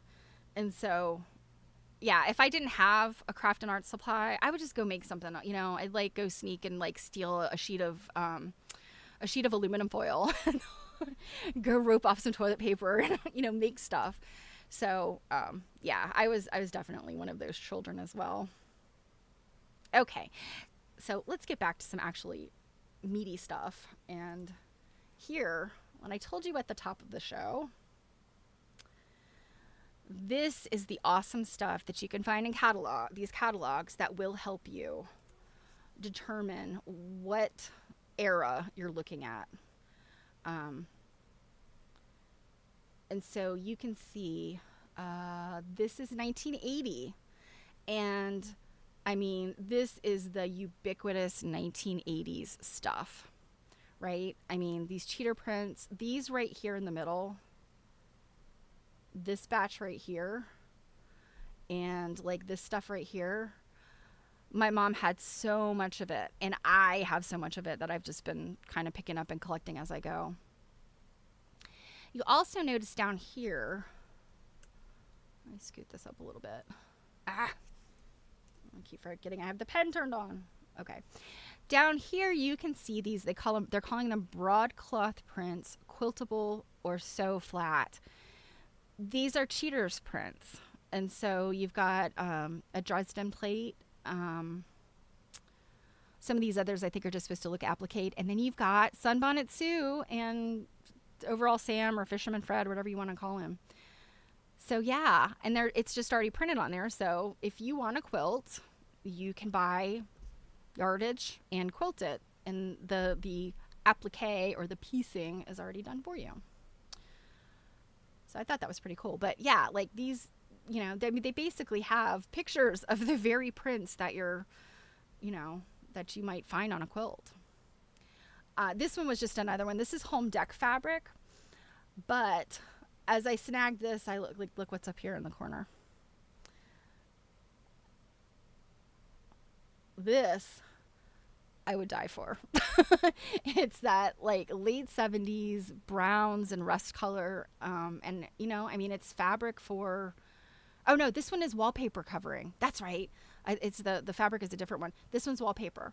Can you imagine having your cute little powder room done in those earth tone Dresden plates?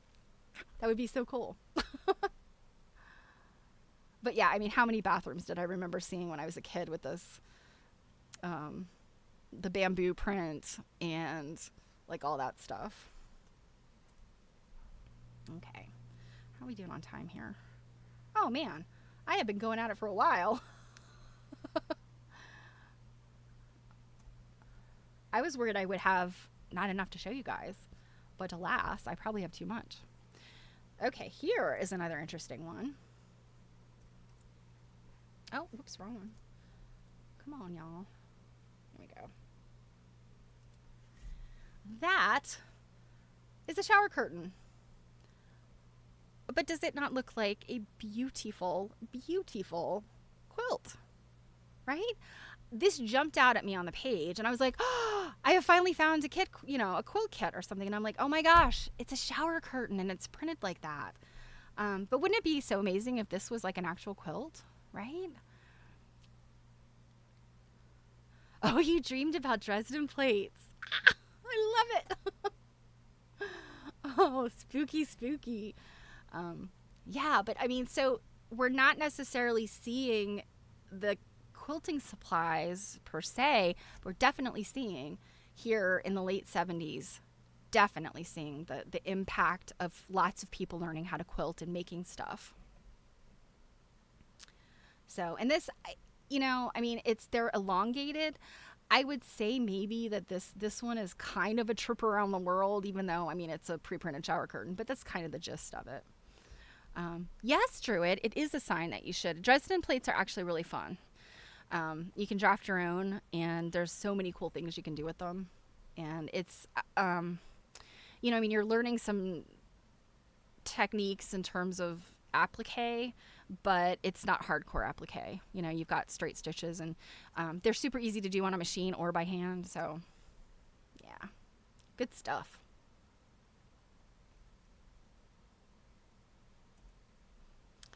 Okay, now also at this time period, I think this is the exact same catalog.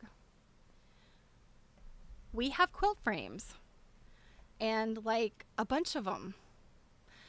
So we've got these big ones. We've got these up here in the corner, or I think the tabletop kind of things.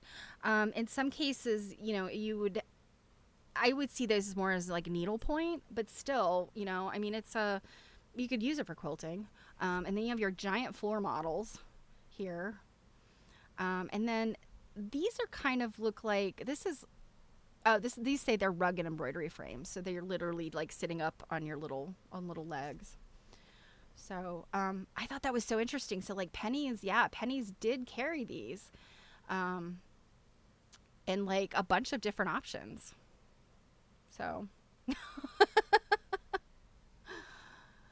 I feel my grandmother had a quilt frame that, she had gotten from somebody, and she did use it.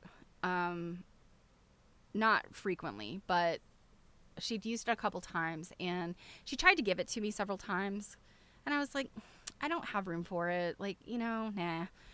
And then after she passed away, my mom and I were helping clean out her house. And I kept thinking to myself, I should take it. I should take it. And I didn't. And that is like one regret I have. I don't know what happened to it. Hopefully they sent it somewhere, where it could be used. My uncles were terrible about like just throw it all in the trash. And I'm like, no, do not send, first of all, my beloved grandmother, do not send her stuff to the landfill. I will kill you in your sleep. But also, like, why throw away these things? They are very useful, and there are people that want them. So yeah, I hope there's a bit of a blur with that situation because I was very close to my grandmother, but so I don't remember a whole lot as we were dealing. But yeah, I was appalled when they were trying to throw stuff away. Okay, so is this? Yeah, we're still with JCPenney. I did snag some earlier that were Sears, but I think those are a little bit. Okay, so again, more stuff. This is 1980, so just a year later.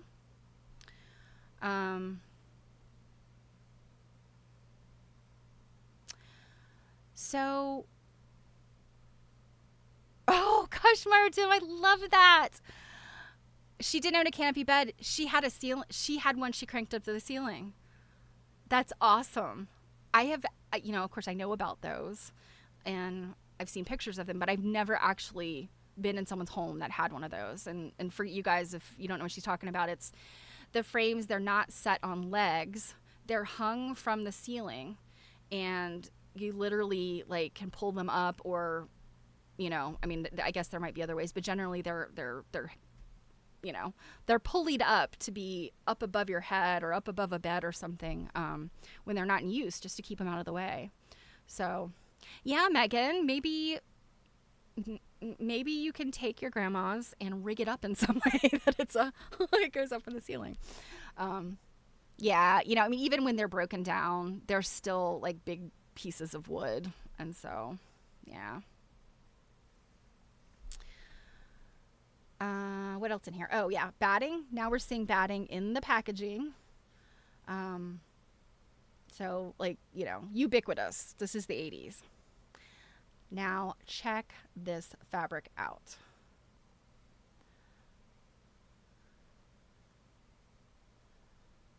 So we have up here 1980. We've got this adorable Beatrix Potter fabric. We've got the 1776 bicentennial. I mean, it's 4 years later, but we're still doing that. These trains, the train fabric, I actually have some of the train fabric. I got, if it was at a thrift store or an auction or something, but I have enough of it to make curtains for my entire house. And I'm not going to be doing that. But so if anybody ever wants some of this train fabric, shoot me a line because I can help you out there.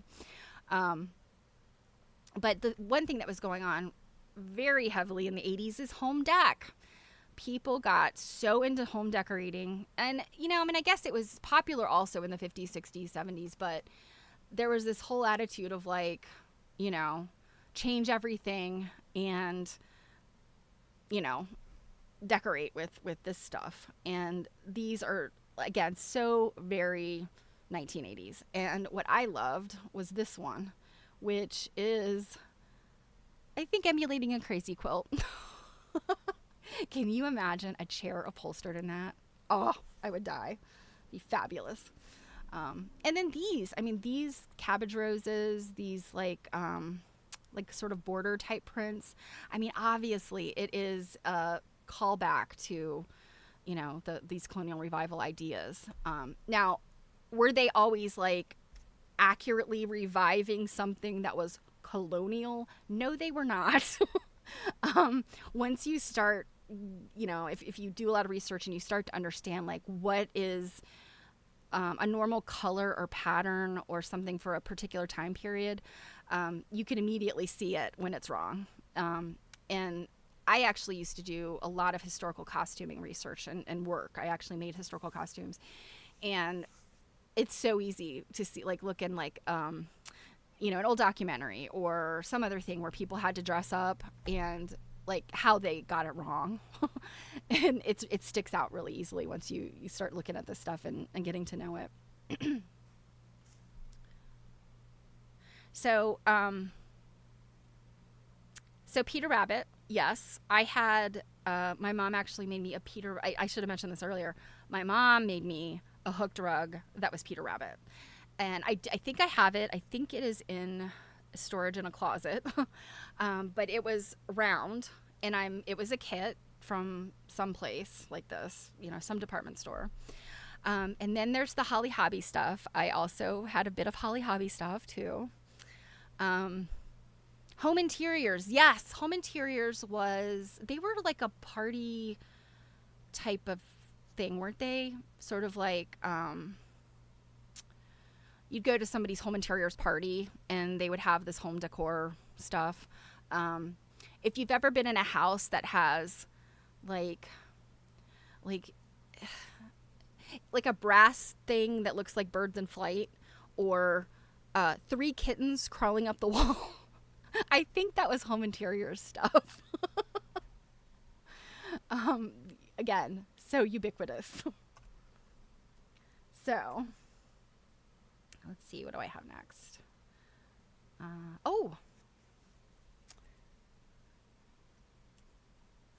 We've got sewing furniture. This was also 1980. Your horrible, tacky, dark wood grain, which this is laminate. But this is, again, the kind of organizational stuff that we see today. What is it? Is it Koala, I think, is the one company that makes these very intense kind of sewing and crafting systems, furniture. I was really interested, and here we see the prices, and that's another thing. I'm, $160, $150. This was kind of pricey, right?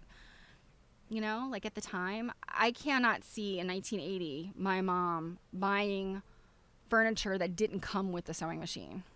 Like you could buy your sewing machine that came with a table, with its own, built in, and that is what a lot of people went for. But this is the time period where you see people are like, oh, well, I want things that match my furniture this way, and I want to, so that was interesting to me. Like this is that time period when that stuff is starting. Oh, you guys will love this one. We got a little more latch hook, I believe. So this is the latch hook stuff that you might run into now, although not even as great as this.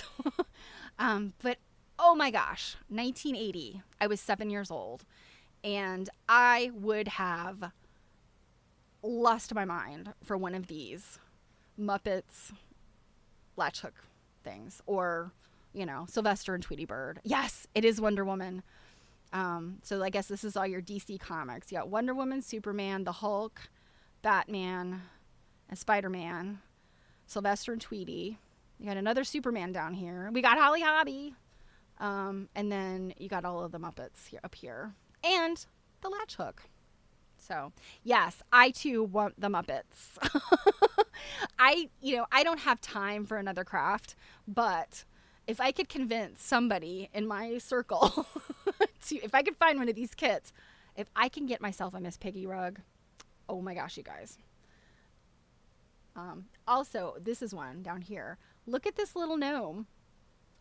It looks like, it's a latch hook, but it looks like like the way you finish him off as like his shape. Like he's not on a square. It looks like literally the latch hook thing is him.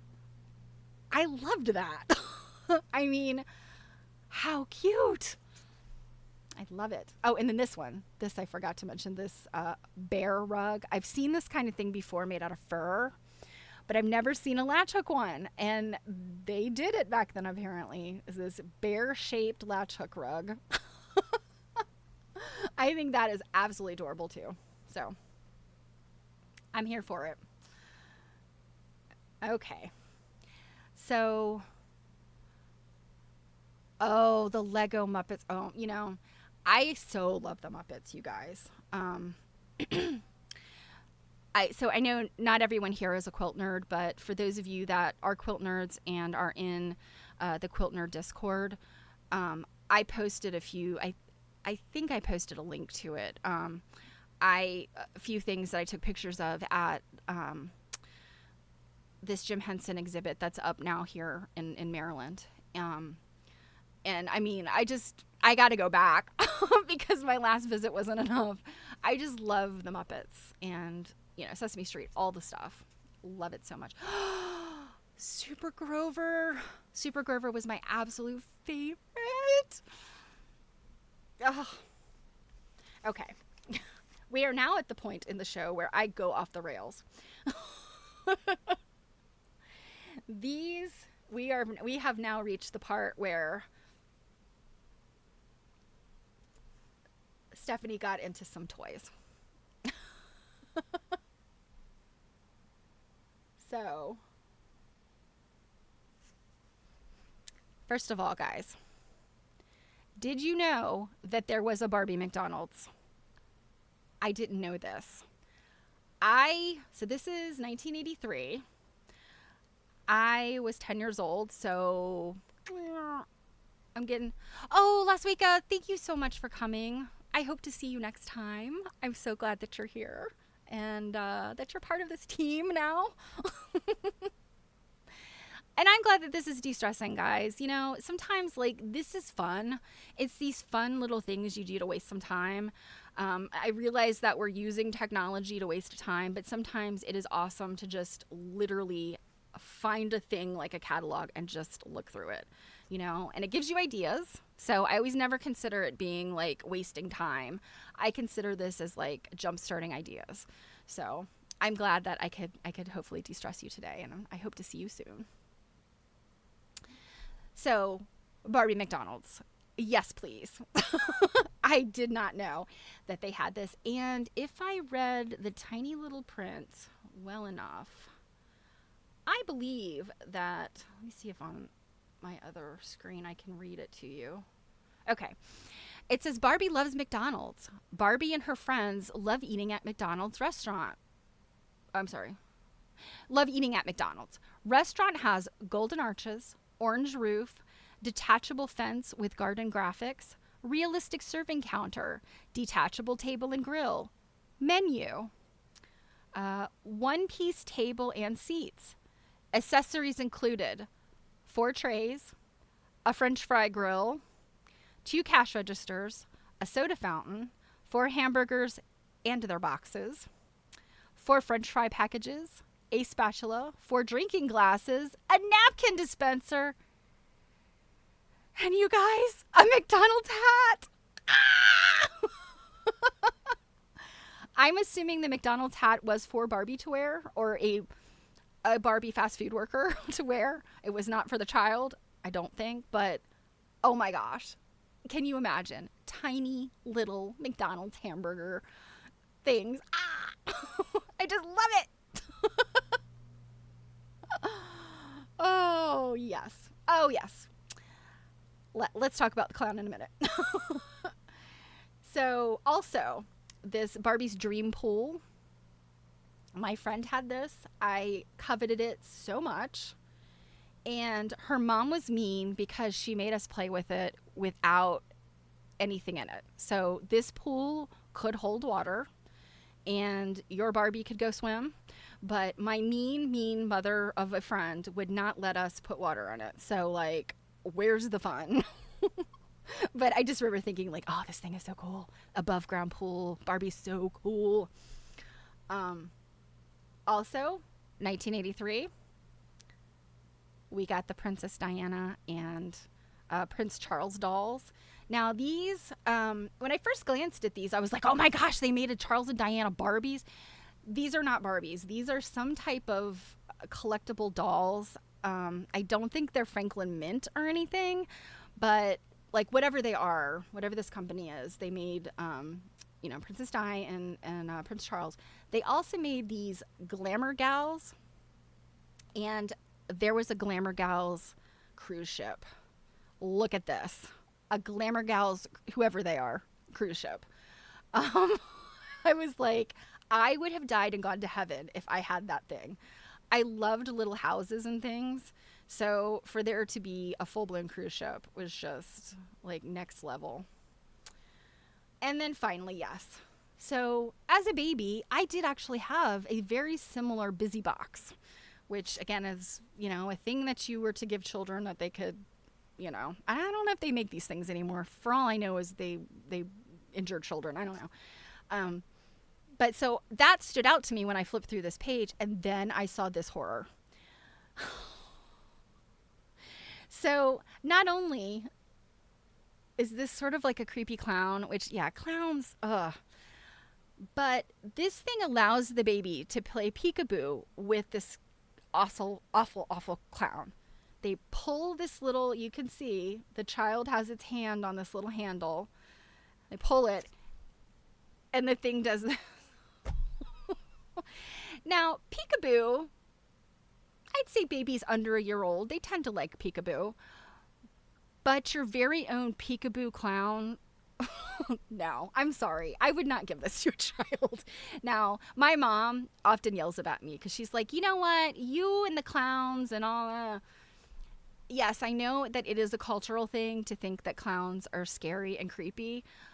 It is because they are. I'm sorry. Back in these days, you know, I do actually have a giant clown doll. It's Bozo. It's actually Bozo the clown. I think it was a hand-me-down from someone else. I still have it because, and I mean, it is on display in my hallway. I have a whole bunch of toys displayed. He's got like a rubber head and then a cloth body. And he's terrifying, but I loved him so much because he was child-sized. He was like as big as me, and I loved to like drag him around. That is probably the only clown thing that I will tolerate. So yes, those are hands. All right. I will hide this for a moment, Eva. But what is happening there is you've got the clown head, and then under his chin is the bow tie and a handle. And when you pull the handle, the hands go bloop, peekaboo, boop, peekaboo. I mean, whoever came up with that is a psychopath. Okay. I think I've just got one more little slide of joy. And you guys are going to love this.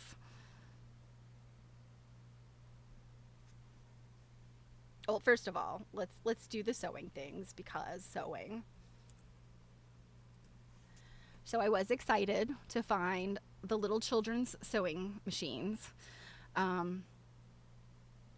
So they have 3, and this is 1980, and yeah, these things are utter garbage, but they are so cute. And I have collected children's sewing machines or mini sewing machines for many years. I have about 7 or 8, I think.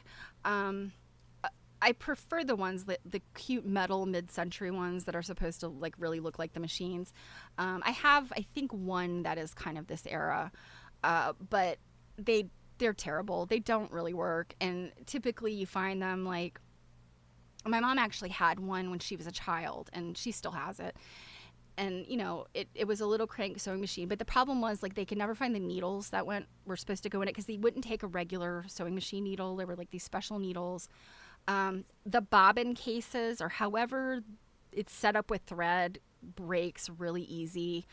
So yes, children's sewing machines were never like, I just can't imagine any child actually making something useful out of these. Like I've literally never seen, I've seen these things where you can buy one and it's got like stuff with it. I have one I got last year, I think, and it's a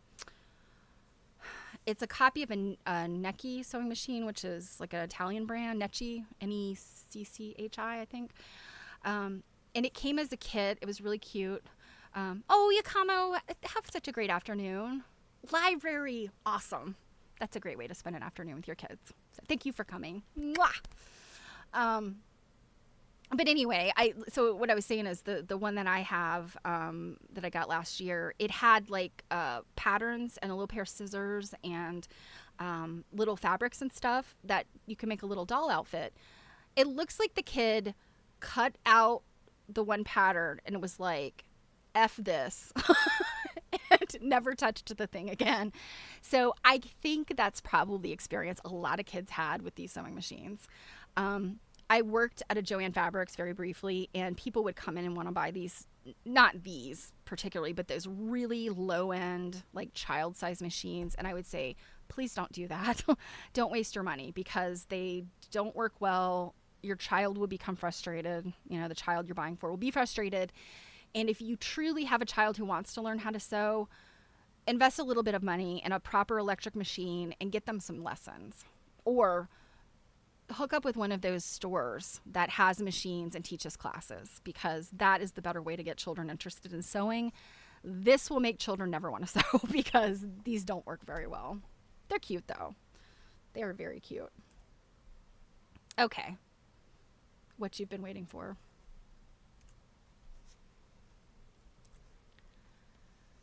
You guys, I did not have an Easy Bake Oven. I wanted one real bad.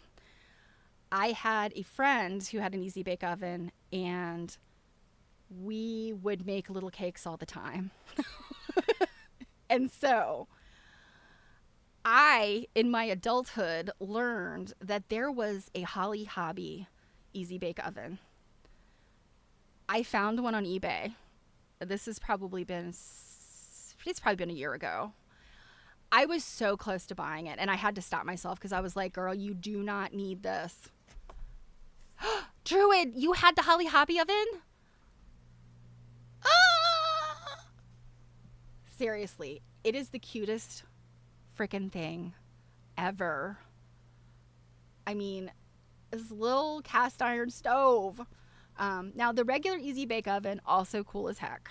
I mean, the fact that you could actually cook a cake, a tiny cake, with a light bulb. I mean, oh, Druid, you have a piece of history. Yeah, it is. I mean, it's amazing. And of course, like, it took forever. It did take like an hour. You had to set that thing, let it go. And you could use regular cake mix.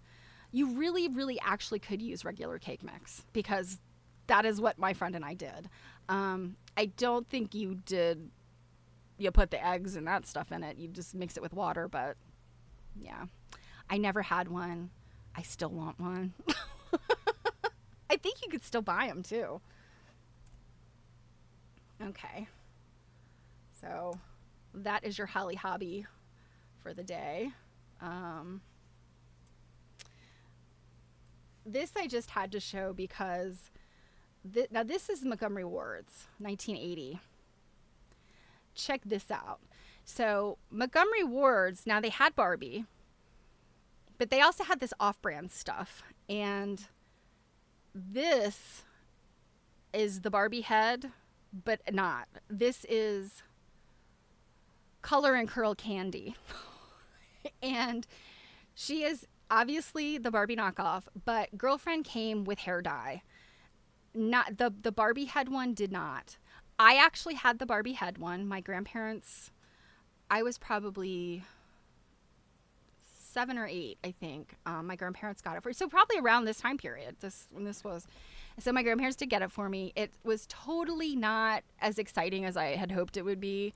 I do not have cosmetologist in my blood. As you can see, I don't wear makeup hardly ever. My hair, I mean, this is as fancy as it gets. So I did not have these chops then or now. But Color and Curl Candy, like, yeah, she had it going on. Like Barbie didn't come with this stuff. So now the other thing that is slightly terrifying on this page here at Montgomery Ward's in 1980 is the junior medical cart. Now, we all saw those cute little doctor kits, right? Maybe you had one. I had a little tiny plastic doctor kit, a little stethoscope. This is a full-blown medical crash cart. I mean, Definitely for the aspiring doctor. I feel like Montgomery Wards was getting toys that were like, you know what? We should not just let children play, but we need to prepare them for their future vocation. So the child that gets the crash cart, obviously, ER doctor. The child who gets cut and or color and curl candy is going to be the best darn cosmetologist ever. Oh, yes, yes, Eva. So these, and I did cut this off, but the Bugs Bunny toothbrush, and there was a Raggedy Ann one. These where you could have an alarm clock, or you could have a toothbrush, electric toothbrush.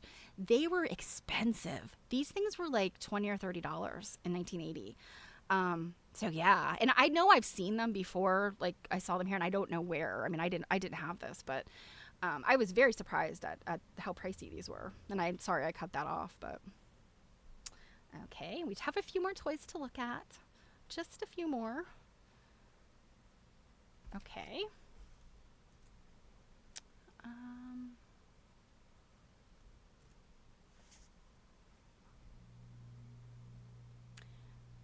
So these were a little bit terrifying. These are your talking dolls. We'll get to Cabbage Patch in a minute, Eva. These were these awful talking dolls. I don't remember Big Bird ever saying he wanted birdseed. Now, I know that he would talk about birdseed, but I don't remember him specifically saying, I want some birdseeds. I thought that was weird. And then they don't have, Cookie Monster doesn't say anything. Me want cookies? I mean, hopefully that's what Cookie Monster said, but maybe because, I don't know, it's not great English. This is 1980. Yeah. Oh, and this gentleman down here, what is his name? Is it Charlie? He's not Charlie McCarthy, is he? He is a ventriloquist dummy, for sure. And I can't remember what his name is. But I'm going to give you the other side of this, because this was actually a 2-page spread.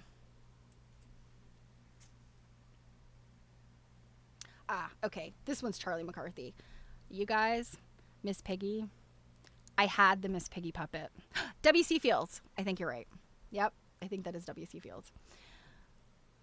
Miss Piggy. I had the Miss Piggy puppet. She was beautiful.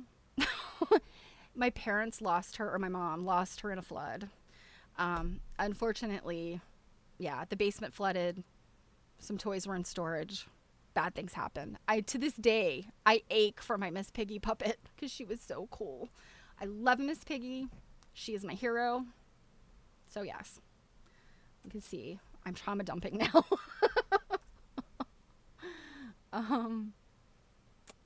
So, oh my gosh, did I not? Oh, okay. I skipped a page. All right.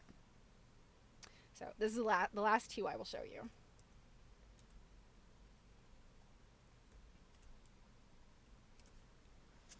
So here we have the Cabbage Patch Kids. And we have Strawberry Shortcake. Now, when Cabbage Patch first came out, I did not want one. I was like, they're kind of weird looking. And I can't remember so this one is from the 1983 catalog. I feel like they came out in 80 or 81. I don't think 83 was the year. I could be very wrong, though. You guys, if anybody wants to look it up out of curiosity. But I feel like this was not the first time Cabbage Patch was around. But somewhere along the line, I decided that maybe they weren't so ugly because all my friends had them and I needed one. So, Calanthochloris, my mother waited in line, probably at Penny's, for a very long time to get me Calanthochloris. I do not know what happened to her. She has disappeared. She may have been lost in the flood. I don't know. Probably was. Okay, 82. So this is year 2 for Cabbage Patch Kids. So this was probably the year my mom stood in line. 82 was the year where I was like, I don't want one of those dolls. They're ugly. 83 was the year I went, Mom, I know I said I don't like them, but I must have one. And oh my gosh, you guys, I mean, if you were not a kid during this time, like if you were an adult or you weren't born yet, I don't know if you can quite wrap your head around what it was like to be a 10-year-old kid or a 5-year-old kid in that area with the yes, baby clothes did fit them. That is where I got most of my clothes for my Cabbage Patch because, you know, my mom spent like, I don't know, how much were they? They were $20. I mean, $20 was a big deal in like 1980. Oh, why did I change my mind? Because all my friends had one. For no other reason. My friends had them. I didn't. That was a problem. But yeah, my mom bought this and was like, okay, if you want to clothe this doll, you figure it out. Because I waited a long time for this, and we don't have the money to buy clothes for it. So I actually, I dove into my own baby clothes because my mom had saved a bunch of dresses and things. So my Cabbage Patch doll was, you know, she was dressed pretty nice with some nice little heirloom dresses that, you know, my mom had gotten when I was a baby. So, yeah, so the first must-have toy, yes. Oh my gosh, yes. I remember the black market. I totally remember this, and I remember going to the mall and seeing the madness. And just, I mean, as a child thinking, I mean, I want that thing, but why are these adults acting like such assholes? I mean, it's crazy. So yeah, Cabbage Patch Kids were just something else. Now, my uncle, my mom's little brother, he's actually closer to my age than he is to her age. She's the oldest and he's the youngest. So he and I kind of grew up together, and he dated a girl when he was in high school. And of course, I would tag along as a little sister. I was always over at their house. And this girl's mother collected Cabbage Patch Kids. Now, she had not just these that came out. She had the original, like the original. Xavier Roberts, if you don't know the whole story, Xavier Roberts, he was like hand making these dolls, and they got licensed by whatever company. It wasn't Kenner, I don't think. It was like whatever the toy companies. And then they started making them with the plastic heads. But before this, they were soft sculpture dolls, and the soft sculpture dolls were very, very popular in the late 70s and early 80s. And so that's where Cabbage Patch Kids come from.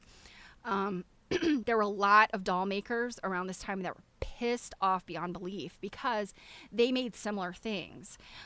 You could get this jersey fabric, this stretchy fabric, and really sculpt these dolls' faces. And but nobody wanted to buy the original ones once these came out, you know, for $20.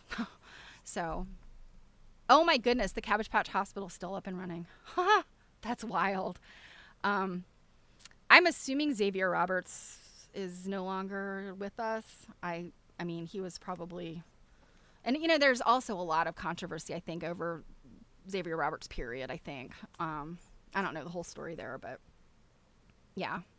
So interesting, absolutely interesting little piece of, yes. Okay. Yes.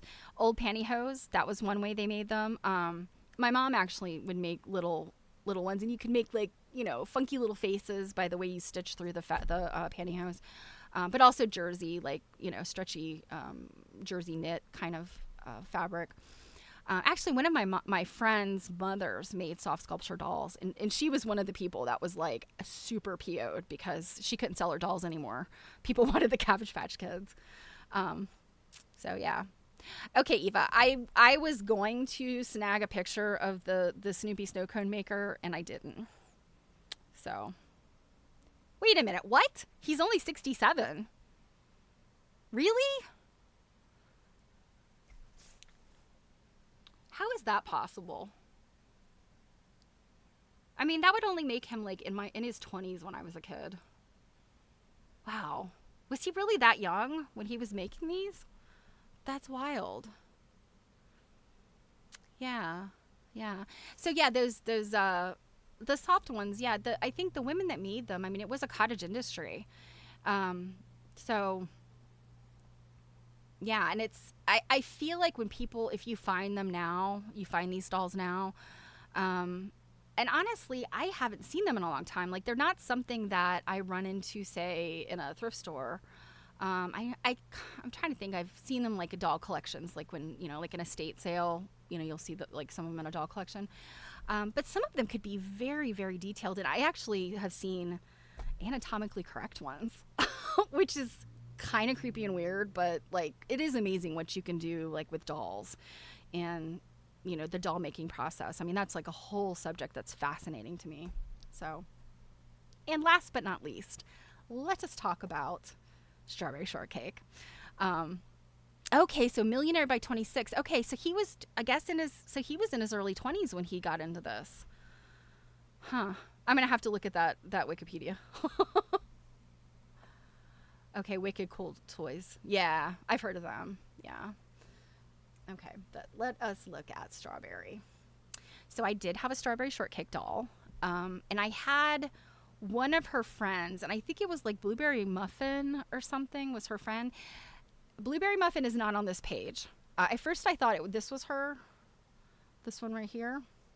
But indeed, that little scamp is, which one is she?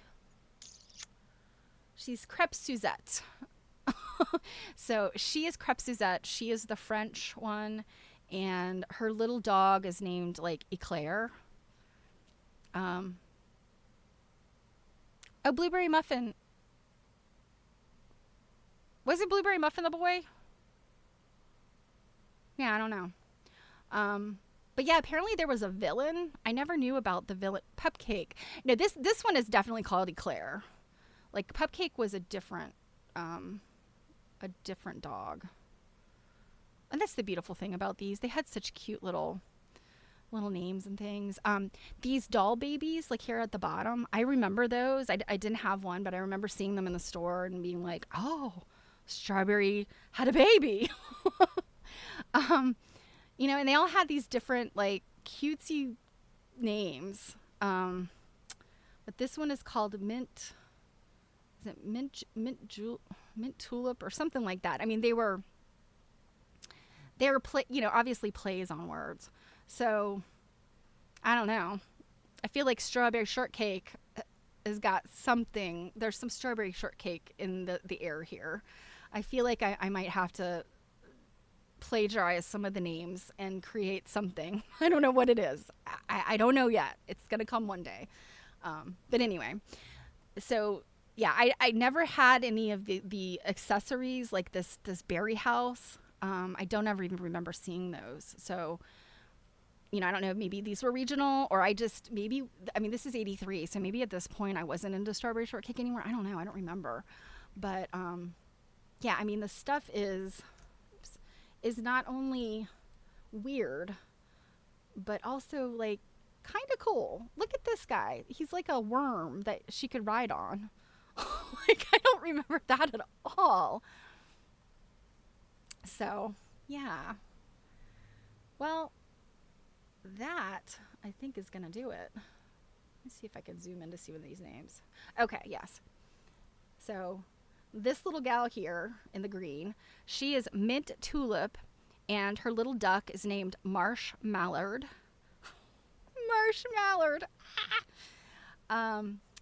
The little person over here is Almond Tea with Marza Panda, and Crêpe Suzette with Eclair, and then this little child over here, I did not realize what she's supposed to be, but her name is Cafe Olay, and her little animal is called Burrito, and I think he is a burro. So now I'm seeing a little bit of cultural and ethnic kind of stuff going in here that I don't know how I feel about it, but because the Almond Tea, she's obviously supposed to be an Asian doll. And Sour Grapes is the baddie, the the bad lady here. And then, what was this other one? The Berry Merry Worm. He's the one that Strawberry Shortcake is riding. So,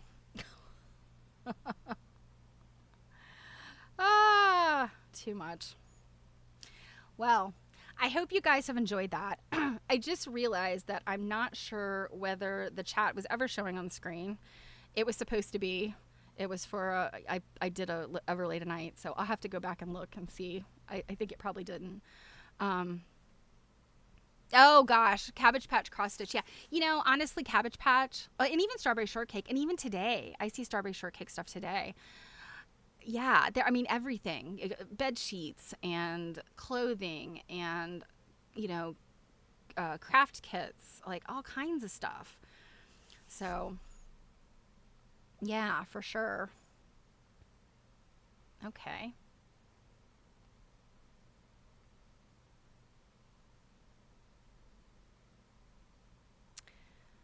All right. So shout out to Kenny. Yes, Kenny will be streaming on Sunday. And okay. Druid has made the raid request for today. So is this your German guy? This is a different German guy.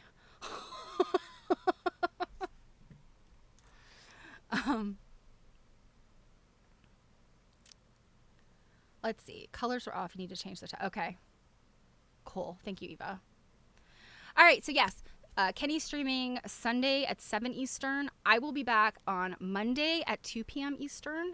And I don't know what we'll be doing, but it will probably be something quilt related.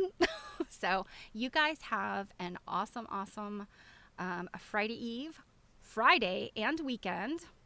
And I hope to see you, if you're a quilt nerd, I hope to see you on the Quilt Nerd Show on Saturday night. And I will raid. Different German guy.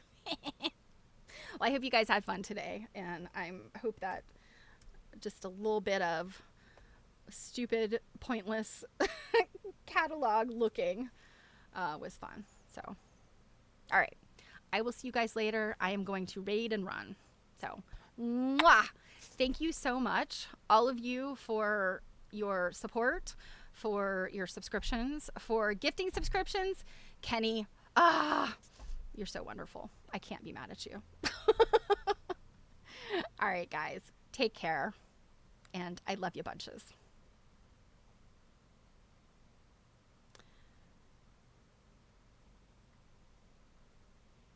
I forgot to hit the button, Eva. That's why.